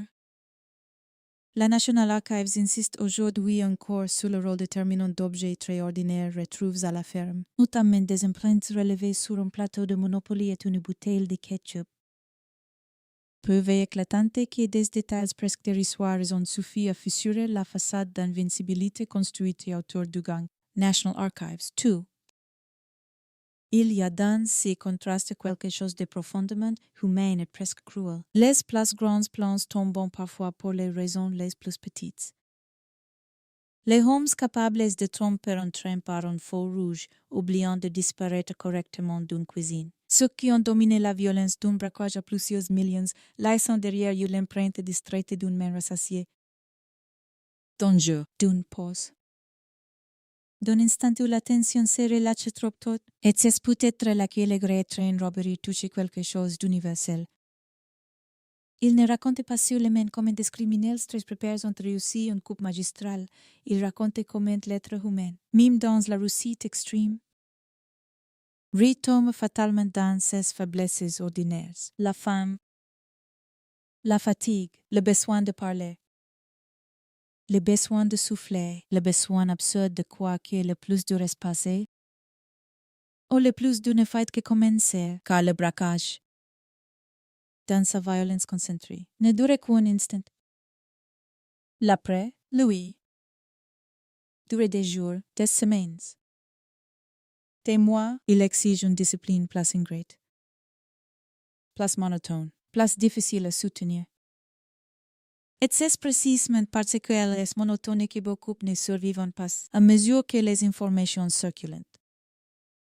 La presse nourrit une autre dimension de l'affaire, celle de la déformation.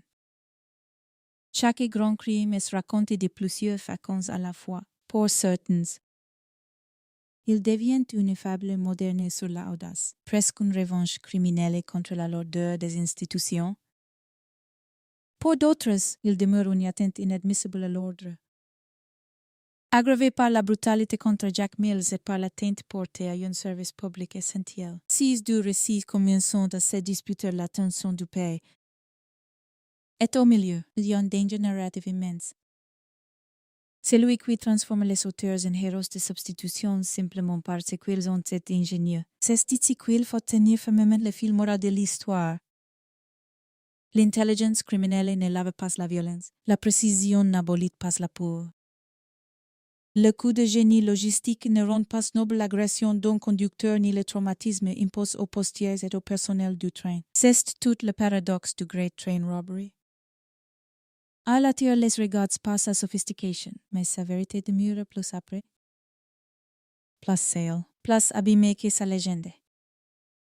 Dealers, la légende commence déjà à se fabriquer contre les braqueurs eux-mêmes.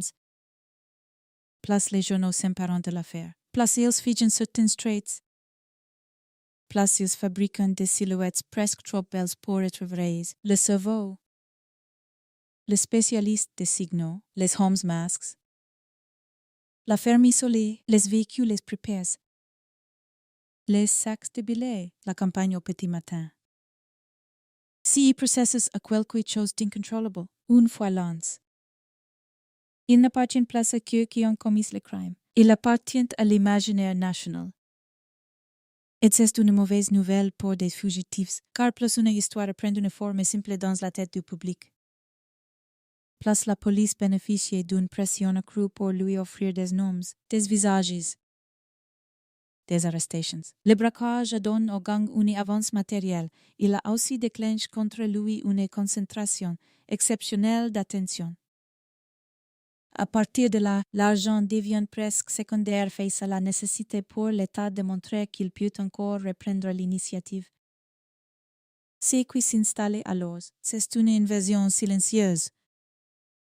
Dans la nuit du volume, les braqueurs dictaient le tempo. C'était Dieu qui choisissait l'instant, le lieu, la méthode, la cadence, le moment de l'arrêt, le rythme du chargement. Désormais, si le tempo leur échappait peu à peu, ils continuent à bouger, bien sûr, à s'y cacher, à se répartir, à penser qu'ils agissent, mais en réalité, ils commencent déjà à régler davantage qu'à décider. Ils réagissent au premier écho de l'enquête.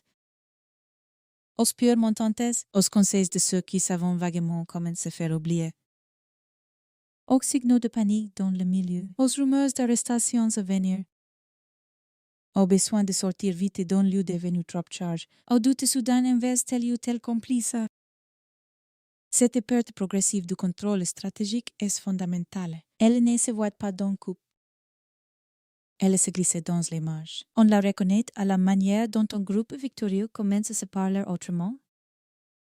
Moins comme une machine, davantage comme une addition de destins individuels, cherchant chacun leur porte de sortie. Et quand un grand gang cesse de se penser comme un seul corps, elle devient vulnérable. Les partages cessent d'être seulement des répartitions financières. Ils deviennent des répartitions de risques. Qui c'est quoi? Qui peut dénoncer qui? Qui avoue quels visages? Qui connaît l'adresse de quel planque? Qui est capable de tenir sous pression? Qui a une famille nerveuse, une compagne inquiète? Un parent trop curieux, une habitude de jeu? D'alcool ou de vanité qui le rend répérable? Le crime organisé ne tombe pas seulement par les preuves physiques, il tombe aussi par la cartographie intime de ses propres failles humaines. Bruce Reynolds, Charlie Wilson. Buster Edwards. Ronnie Biggs et d'autres noms qui deviendront familiers dans cette affaire n'existent pas encore. À cet instant de notre récit, comme une galerie complète déjà figée dans les mémoires, ils existent encore d'abord comme des hommes séparés, chacun avec sa capacité de résistance. Sa manière de guérir la peur et son aptitude réelle à vivre sous tension. Plus le butin est important. Plus CS differences content l'enquête. LA poursuit son propre travail de démystification. Les policiers ne se contentent pas d'admirer la ruse du faux signal. Ils s'intéressent à ce qu'elle implique pour arrêter un train de cette nature. Il fallait une connaissance précise du réseau et du matériel pour choisir le bon moment. Il fallait savoir que le chargement serait exceptionnellement élevé, notamment parce qu'un week-end férié avait augmenté la quantité d'argent transporté.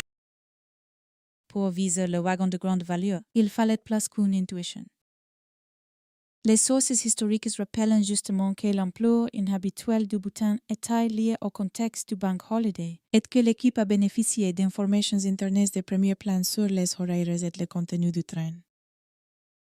Encyclopédia Britannica. One si simple fait change le son de l'affaire. Le braquage n'est plus seulement l'œuvre de bandits audacieux, il devient le symptôme d'une poursuite. Le système n'a pas seulement été attaqué de l'extérieur, il a été lu de l'intérieur. C'est précisément le genre de découverte qui inquiète davantage les institutions qu'un simple volume spectaculaire, on peut renforcer des serrures.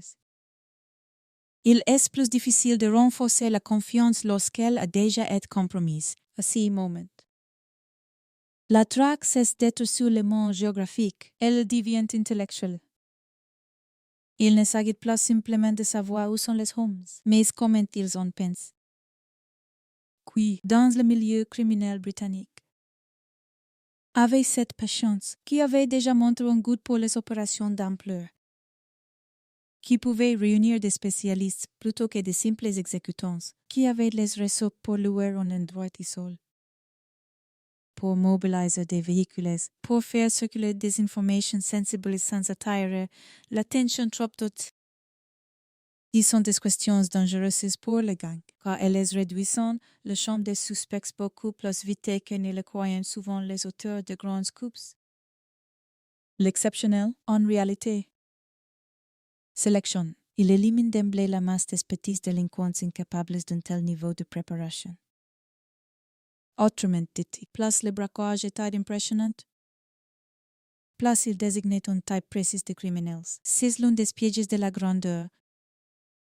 Elle est distinguée, donc elle expose pendency temps dans la sphère publique. L'histoire continue de prendre une épaisseur presque romanesque. On parle du train comme d'un monstre arrêté par un simple feu rouge. On parle de la nuit, de SAC, de la chaîne humaine, des véhicules qui attendent. On parle de la campagne comme si elle avait englouti les coupables, mais sous cette imagerie puissante. Il y a déjà une inquiétude beaucoup moins poétique qui monte chez les braqueurs, celle de l'argent lui-même. Une fortune par elle n'est pas facile à faire disparaître. Elle n'est pas un diamant transportable dans une doublure. Elle se compose de billets, de liasses, de volumes, de series, de traces de circulation, mimesis. Comme le notent les récits historiques, seul un nombre limité de billets pouvait être identifié par numéro de série. La masse du butin rendait son écoulement délicat d'exiger des réseaux de blanchiment, des intermédiaires, des usages prudents, des complicites fiables. Wikipédia 3, or chaque intermédiaire est un risque supplémentaire. Chaque relais est une bouche possible. Chaque tentative de conversion de l'argent en normalité est une exposition. C'est ici que la mythologie commence à se retourner contre elle-même. Le grand coup qui devait libérer va enfermer. L'argent qui devait ouvrir les frontières du monde va d'abord refermer celles du quotidien. On ne dîne place où l'on veut. On ne fréquente place qui l'on veut. On ne téléphone place sans calcul. On ne dort place VRAIMENT. Chaque visage inconnu peut devenir une menace. Chaque article de journal une alerte. Chaque voiture stationnée trop longtemps une source de panique. Le prix psychologique du braquage commence là. Au moment précis où tout semble pourtant encore gagné, et c'est ce renversement qui donne à cette partie son souffle le plus sombre. Place les coupables s'éloignant du train, place ils se rapprochant de l'angoisse. Car l'angoisse, contrairement à l'enquête, ne procède pas par preuves, elle procède par imagination. Les voleuses commencent à penser à tout ce qu'ils ont pu oublier, une gante mal retire, une parole trop précise, une route empruntée trop visiblement, une plaque, une trace, un voisin, un bruit, une odeur de peinture fraîche, une présence réparée dans un hameau. Le refuge qui avait représenté la maîtrise devient alors le théâtre intérieur du soupçon. On regarde autrement les autres membres du groupe. On se demande qui a gardé son sang-froid, qui a touché QU'Y, qui a laissé traîner QU'Y, qui a peut-être déjà trop parlé avant même le coup, qui pourrait parler après. C'est le début de la corrosion interne. Cette maladie de tous les grands réseaux criminels qui ont connu un succès trop brutal pour rester stables, le plus remarquable. Dans l'histoire du Great Train Robbery, c'est ce que la fissure du récit officiel n'est pas seulement celle du côté policier. Elle a lieu de deux côtés à la fois pour la police. La version initiale est un braquage impressionnant commis par des hommes encore sans visage se complexifie rapidement à mesure que les indices apparaissent pour la gang.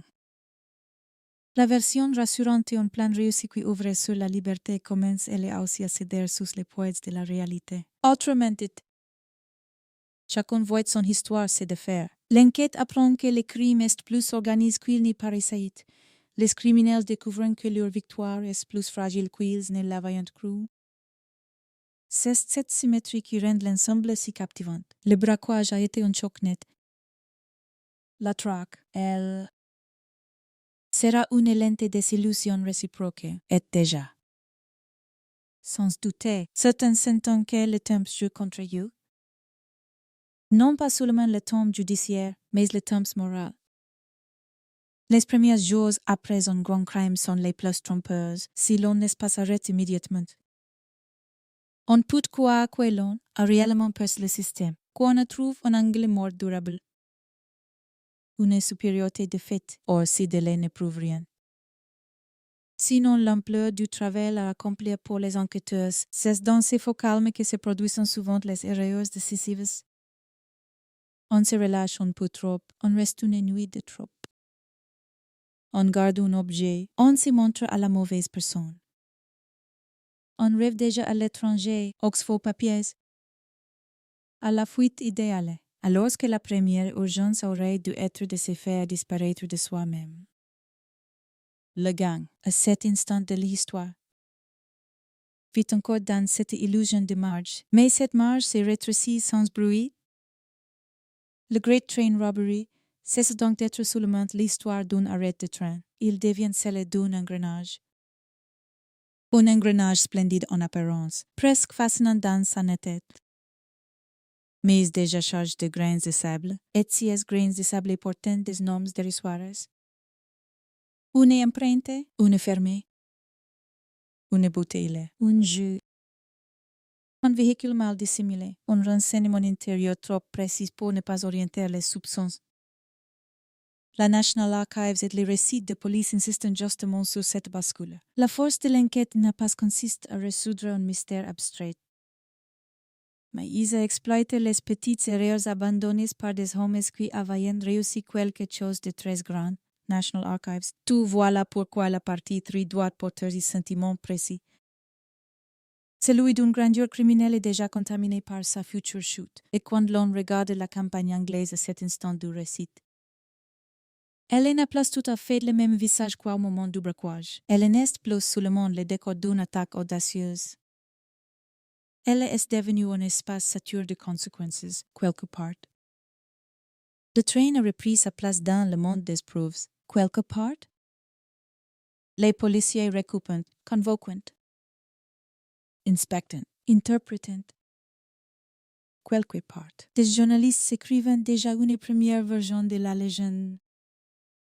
Et quelque part, surtout, des hommes qui croyaient avoir conquis l'histoire s'entendent peut-être, pour la première fois, que l'histoire commence à les dévorer car ils ont réussi à arrêter un train. Oui, mais ils n'ont pas arrêté ce qui vient ensuite. La mémoire, la méthode, la peur, le récit. Et cette force implacable qui se met en marche lorsqu'un pays humilié décide de retrouver les visages qui l'ont défié. Et à partir du moment où les premières traces matérielles commencent à émerger, l'affaire change encore de visage. Le braquage n'est plus seulement un choc national ni une démonstration de précision criminelle. Il devient une histoire de présences humaines, de temperaments, de faiblesses, de petits gestes qui en descendent plus longs que les grandes théories, jusqu'ici.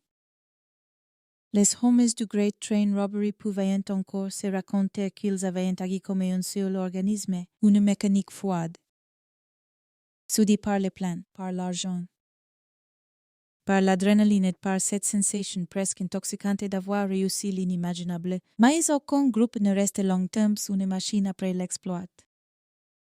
Très vite, les corps reprennent leurs droits. Les égos reviennent, les voix se distinguent.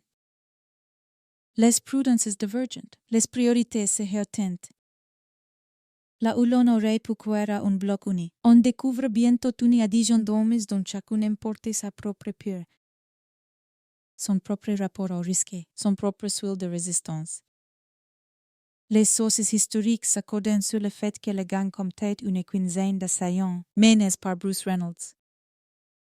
Avec l'aide d'au moins un informateur disposant d'informations internes sur le train et d'un soutien logistique pour la cache de Leathersley de Farm, cette ampleur mime, qui avait rendu le coup possible, contenait déjà les germes de la fissure.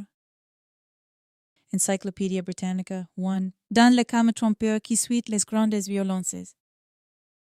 Il y a souvent un moment de bascule que l'on ne voit pas immédiatement, rien. En surface ne semble encore s'effondrer. L'argent est là. La ferme existe toujours. La nuit du braquage appartient déjà au pass. Le train est loin. Le pays cherche encore. Pourtant, c'est précisément dans cette période de faux répit que les certitudes commencent à pourrir de l'intérieur. Un grand couple ne se défait pas d'abord par l'arrestation spectaculaire de ses auteurs. Ils se défient dans leur manière de continuer à vivre ensemble après l'événement. Car réussir ensemble n'est pas la même chose que survivre ensemble. Il est relativement simple de coordonner des hommes pendant quelques minutes de tension absolue. Lorsque tout est prévu, distribué, réglé par avance, il est infiniment plus difficile de maintenir cette même discipline dans les heures suivantes. Quand l'action est terminée, que la peur revient sous une forme plus froide, plus mentale, plus corrosive. Chacun commence alors à regarder l'autre autrement, non plus seulement comme un complice efficace, mais comme un risque possible. Bruce Reynolds. À ce moment du récit, doit déjà sentir cette mutation. Même s'il refuse peut-être encore de la nommer, toute la porte jusqu'ici. L'ambition, l'instinct, le goût des grands scoops, la capacité de voir plus loin que les autres. Britannique par le décor, mais presque international par l'audace. L'opération QU'Y orchestrée était faite pour imposer sa marque. Elle promettait autre chose qu'une réussite ordinaire. Elle promettait un avant et un après, mais les hommes qui voulaient un couple définitif oublient souvent qu'il n'existe pas de réussite définitive dans le crime. seulement des séquences plus ou moins longues avant la prochaine menace, plus Reynolds se rapproche de la figure du cerveau. Plus elle devient aussi le point de convergence de toutes les fragilités. Il faut QU'Y rassurer. QU'Y répartisse, QU'Y décide. QU'Y tranche les doutes, QU'Y garde une avance intérieure sur les autres. Aussi, type d'autorité fonctionne tant que le groupe croit encore au plan. Dès que le plan cesse d'être un futur et devient un passé. L'autorité change de nature. Elle n'est plus soutenue par la promesse. Elle doit résister à la peur. Et la peur, cette fois, ne surgit pas sur les mains de la police. Elle n'a aussi du butin lui-même. 2 600 000 livres en 1963, c'est plus qu'une somme. C'est une anomalie. C'est une masse d'argent tellement grande qu'elle ne peut pas se fondre naturellement dans la vie ordinaire. Elle exige une stratégie, des relays, des prudences, des silences, des délais. Elle excite les rêves. Mais elle appelle aussi les erreurs. Un homme ayant vol peut encore demeurer discret. Un homme ayant participé à une fortune pareille finit presque toujours par croire que son destin change d'échelle, et c'est là que commence le poison. Car la grande somme ne dit pas seulement tu peux partir, elle murmura aussitôt est désormais quelqu'un. Elle donne de l'importance à ce qui, dans l'ombre du banditisme, n'étant que des noms parmi d'autres, elle promet du style, du prestige, de la mémoire. Elle fait croire que la vie clandestine peut devenir une vie de légende, ou la légende, avant d'être un privilège, est d'abord un danger. Pendency items, le pèse. Louis, apprend à mettre des mots sur sa stupeur. Il ne voit plus seulement un crime, mais des figures. Les journaux, les rumeurs, les récits de police, tout contribuent à transformer progressivement une opération nocturne en galerie de caractères. Il y a le cerveau, les exécutants, les spécialistes, les hommes de confiance, les faiblesses invisibles. Il y a déjà, dans l'imaginaire collectif, quelque chose de théâtral. Presque inevitable, et c'est l'une des raisons pour lesquelles la quatrième partie doit approfondir les visages plutôt que les seuls mécanismes. Assisted. Le braquage n'est plus seulement un fait. C'est une distribution. L'histoire cherche des personnages. Le public veut comprendre non seulement comment le train a été arrêté, mais quel type de homies a pu aller aussi loin. Si besoin de figures humaines est d'autant plus fort que la légende menace déjà de déformer la vérité. Plus l'affaire grandit, plus le risque est grand de voir les auteurs glisser vers une forme d'admiration malsaine. Comme si l'intelligence du coup pouvait effacer la violence nécessaire à sa réussite. Pourtant, le conducteur Jack Mills demeure la preuve contraire. Simple et insupportable. Il a été frappé à la tête pendant l'attaque et ses blessures l'ont poursuivi bien au-delà de cette nuit. Des récits judiciaires et historiques rappelleront quoi au procès, encore marqué physiquement par l'agression. Il a témoigné de ce qu'il avait subi. Si seul fait suffit de replacer toute l'affaire dans sa vérité brute. Derrière la sophistication des signaux falsifiés, derrière les Land Rover, les sacs de la ferme isolée, il y a un homme dont le corps s'appelle pour que le plan réussisse. Crime plus Investigation UK TV Channel 2, c'est pourquoi le mythe commence déjà à se diviser en deux couches. La première, visible.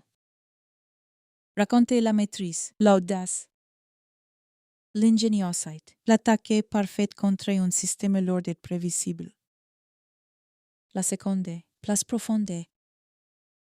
Raconter l'usure morale, la brutalité, la fragilité nerveuse et la contamination lente des existences dans cette deuxième couche. Chaque braqueur commence à porter une version différente du crime. Pour l'un, c'est peut-être le triomphe. Pour un autre, déjà une fuite. Pour un troisième, une angoisse impossible à calmer. Pour un quatrième, une occasion historique qui n'est surtout pas gâchée par excès de prudence, et si c'est ainsi que naissent les premières tensions invisibles. On ne s'oppose pas encore frontalement, on ne se dénonce pas, on ne rompt pas, mais on ne voit plus tout à fait l'événement avec les mêmes yeux. Leatherslade Farm, dans cette logique, n'est plus seulement un refuge, elle devient un révélateur, tant que l'on s'y cache.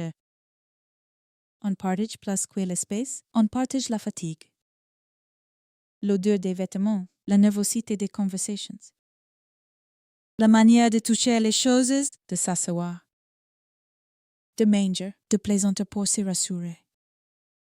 De se taire quand la pensée devient trop lourde, c'est ce qui rend si puissante.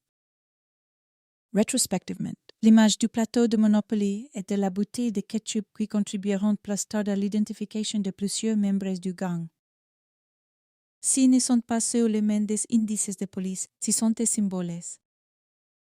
Ils disent que, même au cœur du crime du siècle, les hommes redeviennent vite des hommes ordinaires, avec leurs détentes absurdes, leurs relâchements, leurs maladresses, leurs gestes sans grandeur. Les archives nationales britanniques mettant d'ailleurs en avant cette dimension presque ironique de l'enquête. Une partie de la solidité du dossier s'est construite sur des traces laissées dans la banalité domestique de la ferme. National Archives 3. Et cette banalité est essentielle à comprendre, parce qu'elle détruit l'illusion romantique du grand banditisme. Le spectateur fascine aime l'instant du faux signal, la nuit, les masques, l'arrêt du train, le frisson du défilance au pays entier, mais le crime real, après la flambée initiale, retombe presque toujours dans le quotidien le plus prosaïque. Manger, attendre, repartir, nettoyer, discuter, dormir mal, craindre le moindre bruit, se demande s'il faut partir tout de suite ou au contraire tenir encore quelques heures. C'est dans cette chute du spectaculaire vers l'ordinaire que les visages apparaissent vraiment. On cesse de voir des silhouettes de légende. On voit des hommes fatigués, armés d'une fortune trop grande. Enfermés dans un lieu qui commence déjà à l'estrahir. L'enquête, de son côté, poursuit une logique parallèle. Elle y aussi cherché des visages. Au début, elle n'a que la grandeur abstraite du braquage. Puis viennent les hypothèses sur le type de gang capable d'un tel niveau de préparation. Puis les noms commencent à circuler dans les milieux policiers. Puis les connexions se dessinent. Le crime spectaculaire, en réalité, réduit le cercle des suspects au lieu de l'élargir. Peu de bandes britanniques de l'époque étaient incapables d'une telle coordination. De manipuler un signal, d'organiser un repli rural et de mobiliser 15 hommes autour d'un butin aussi immense. En ce sens, le génie apparent du coup contenait déjà sa signature. Placer les têtes brillantes, moins s'il pouvait être l'œuvre de n'importe qui. Les récits historiques associent rapidement cette architecture. Criminel, à Bruce Reynolds est un ensemble de figures déjà connus du banditisme britannique, parmi lesquels Ronnie Biggs, Charlie Wilson, Buster Edwards, Jimmy White, Tommy Wisby, Gordon Goody ou Brian Field, Crime Plus Investigation UK TV Channel 4. Mais ce qui est encore plus intéressant, dans cette phase de l'histoire, c'est que l'identité criminelle ne se limite pas aux noms, elle se lit aussi dans les tempéraments. Il y a les organisateurs et les hommes de terrain, les calculateurs et les nerveux. Les fidèles et les opportunistes, les deux apparents et circuits. Derrière une façade solide, supportent mal la durée de la clandestinité. Une bande peut survivre à une nuit d'action. Elle survit beaucoup plus difficilement à la dissémination de ses membres dans le temps. Au fil des jours, l'héroïsme noir du braquage se fragmente en biographies divergentes. Certains croyant encore à une fuite propre. D'autres se persuadant que la meilleure stratégie consiste à disparaître immédiatement. D'autres, plus imprudents, s'imaginent qu'un délai existe. Qu'une silence relative dans ces premiers jours prouve une véritable supériorité sur la police. C'est là qu'une partie du drame humain se noue. car ceux qui ont réussi ensemble ne supporteront pas tous les mêmes degrés de pression. Le public, lui aussi, commence à choisir 6 figures. Certaines personnalités attirent davantage l'attention parce qu'elles condensent mieux les tensions morales du récit. Bruce Reynolds incarne les stratèges, le cerveau. Celui qui a voulu l'emplir, Ronnie Biggs, avec son futur de fugitif, deviendra pour beaucoup l'image la plus médiatique de l'affaire. Buster Edwards portera plus tard une forme de mélancolie qui contrastera avec la grandeur affichée du couple. Charlie Wilson symbolisera une autre relation à l'évasion. À la capture, à la poursuite interminable. Mais à ce stade, dans le récit, tous ces destins ne sont encore que des possibilités en train de se séparer. C'est précisément ce qui donne à cette partie sa densité émotionnelle. L'histoire regarde encore un groupe, alors que le lecteur pressent déjà des trajectoires individuelles, des écarts, des trahisons du hasard, des chutes inégales. Il y a aussi, en arrière-plan, la question de ce qu'on ne voit pas immédiatement. Les informateurs, les intermédiaires, les facilitateurs, ceux qui ont ouvert la voie sans apparaître au premier plan. Le braquage du train ne fut pas seulement l'œuvre de d'hommes masques dans la nuit. Il fut rendu possible par une connaissance précise du système et par un soutien logistique en amont. Cela ajoute à l'affaire une profondeur humaine supplémentaire. Le crime n'est pas seulement un affrontement frontal entre bandits et police, c'est un réseau. Un ensemble de loyautés temporaires, d'intérêts, de compétences et de compromissions, or un réseau ne tombe jamais seulement par sa pointe la plus visible. Il tombe aussi par ses portes, par ses attaches, par ses zones grises, dès que l'enquête remonte vers ses marges. Elle ne cherche pas seulement qui a frappé ou qui a porté les sacs, elle cherche qui a su, qui a loué, qui a menti, qui a facilité. Et cela rend tout le monde plus nerveux encore. Encyclopédie Britannica, 1. Dans l'intimité de la ferme, ou dans les premiers déplacements après la dispersion, une vérité plus sombre doit déjà s'imposer à plusieurs d'entre eux. Ils ne se sont pas seulement enrichis, ils se sont condamnés à penser différemment. Chaque bruit devient un signe possible, chaque connaissance ancienne un danger. Chaque habitude un luxe qu'on ne peut plus se permettre. Il n'y a plus de mouvements innocents, plus de visites ordinaires, plus de paroles anodines. Le crime total transforme le quotidien en terrain mine. C'est cela, au fond, qui humanise les gangs d'une façon troublante. Non pas pour l'excuser, mais pour montrer que la réussite criminelle ne produit jamais la liberté immédiate qu'elle promet. Elle fabrique d'abord une autre prison, mental, diffuse, invisible, où l'on reste enfermé avec son argent, ses complices et la possibilité constante d'être rattrapé. Le plus ironique est que cette tension intérieure grandit pendant même que la légende extérieure les agrandit. Plus le public fantasme les gang. Plus les hommes réels se rétrécissent dans leur propre clandestinité. Plus les journaux parlent d'audace. Plus ils doivent vivre avec la petitesse concrète de la fuite. Faux noms, trajets indirects, méfiance permanente, dépendance envers quelques soutiens, impossibilité de jouer librement du butin. Le contraste est presque cruel. La société les imagine gigantesques, ou même devenant des êtres de couloir. De chambres, des regards jetés derrière l'épaule.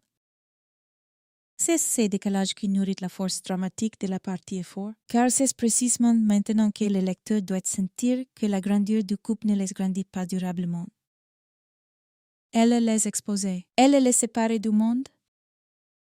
Elle les place dans un théâtre où leur image devient immense tandis que leur marge d'existence réelle devient minuscule. Et puis il y a les temps.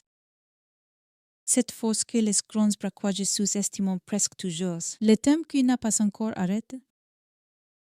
Mais ce qui use déjà, le temps qui ne produit pas immédiatement l'arrestation. mais QU'Y ronge la cohérence, le temps qui donne aux policiers la possibilité de récupérer. Aux journalistes, celle de simplifier, au public, celle de fantasmer. Et aux complices, celle de douter dans les premiers jours. La réussite semble encore l'événement principal, peu à peu. Elle devient les passes, dit QU'Y compte désormais. C'est la capacité à tenir, ou tenir.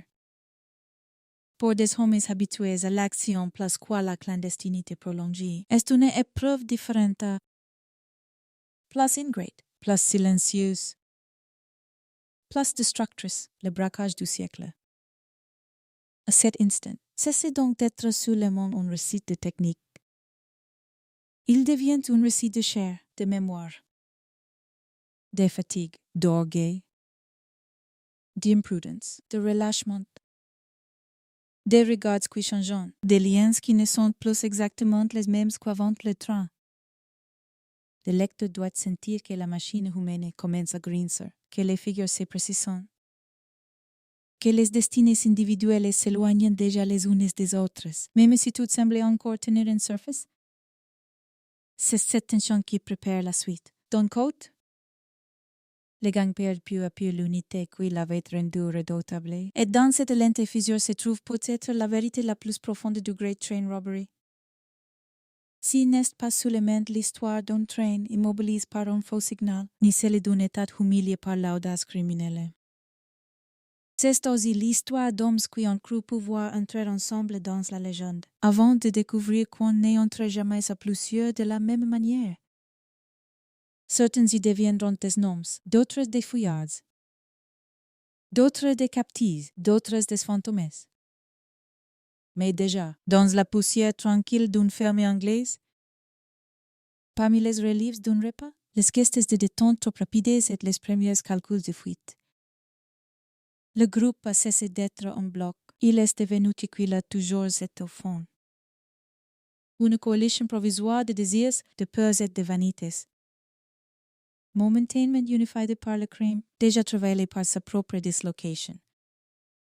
C'est ici que l'histoire cesse d'être seulement celle d'un coup magnifique, en apparence pour devenir celle d'un rétrécissement. Tout ce qui, dans les premières heures, avait donné au gang l'illusion de la maîtrise commence désormais à se retourner contre lui.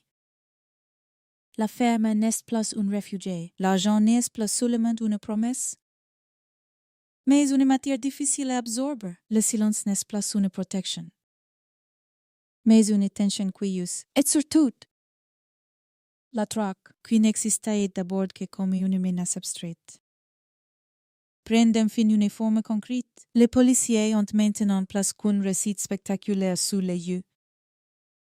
Ils sont en lieu, Leatherslade Farm. Découvert le 13 août 1963, avec les véhicules utilisés des sacs postaux, des emballages de billets, de la nourriture, de la literie, et surtout des traces exploitables. Les empreintes relevées sur un plateau de Monopoly et sur une bouteille de ketchup deviennent alors plus qu'un détail pittoresque. Elles sont le moment exact où le mythe commence à perdre son masque. Il faut bien mesurer ce que cela signifie.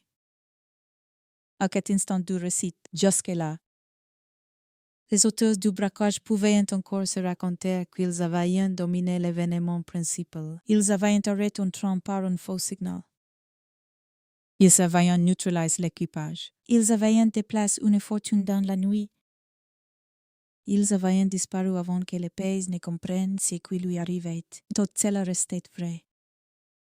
Mais à partir du moment où l'affaire se retrouvait, la logique de l'affaire basculait.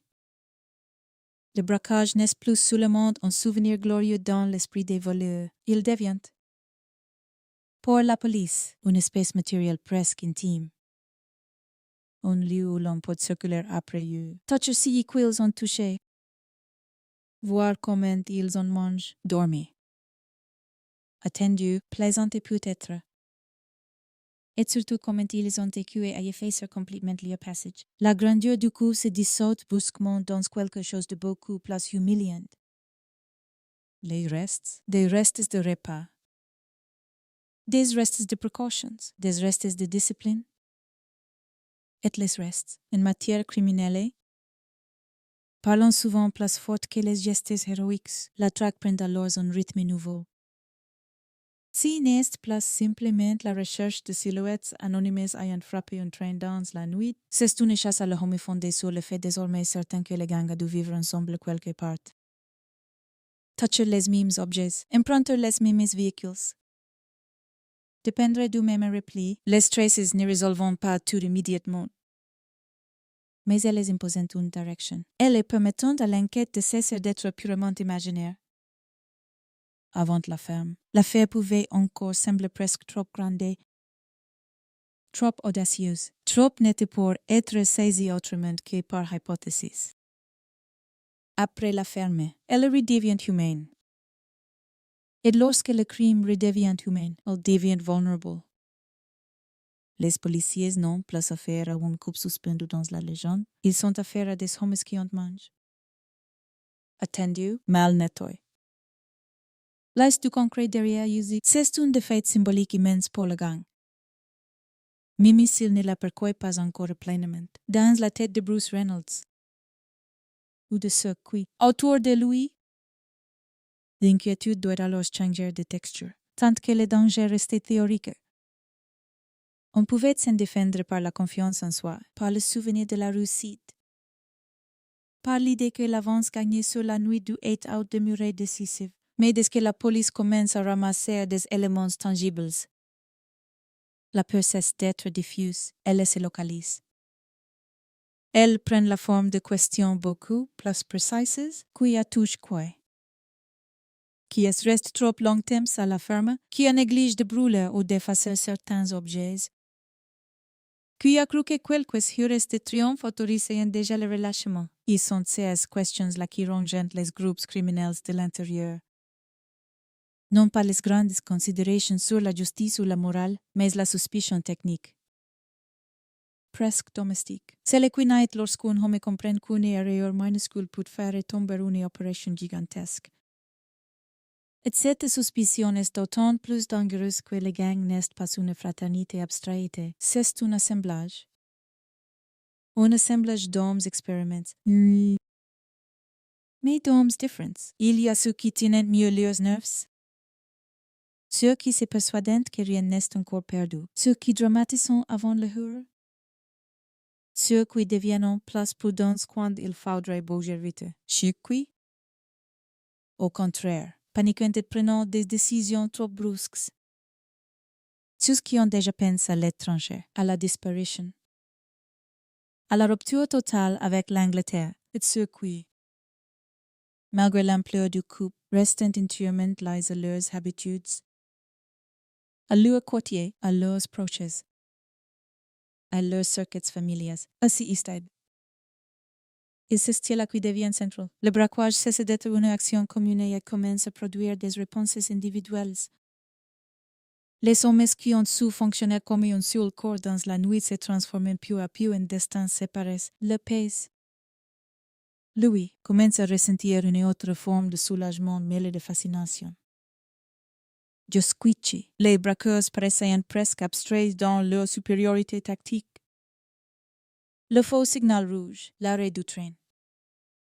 L'assaut, les sacs de billets. La fuite vers la campagne. Tout cela formait une séquence si saisissante qu'elle risquait presque d'écraser le reste. Mais la découverte de la ferme apporte quelque chose que l'opinion attendait inconsciemment, la preuve que les auteurs ne sont pas des fantômes. Ils mentent, ils s'abritent. Ils laissent des traces, ils peuvent être retrouvés.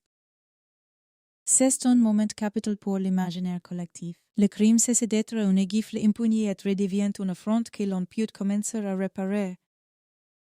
La colère publique ne s'apaise pas, bien sûr, mais elle y trouve un nouvel objet, la possibilité réelle de voir les visages derrière les idées,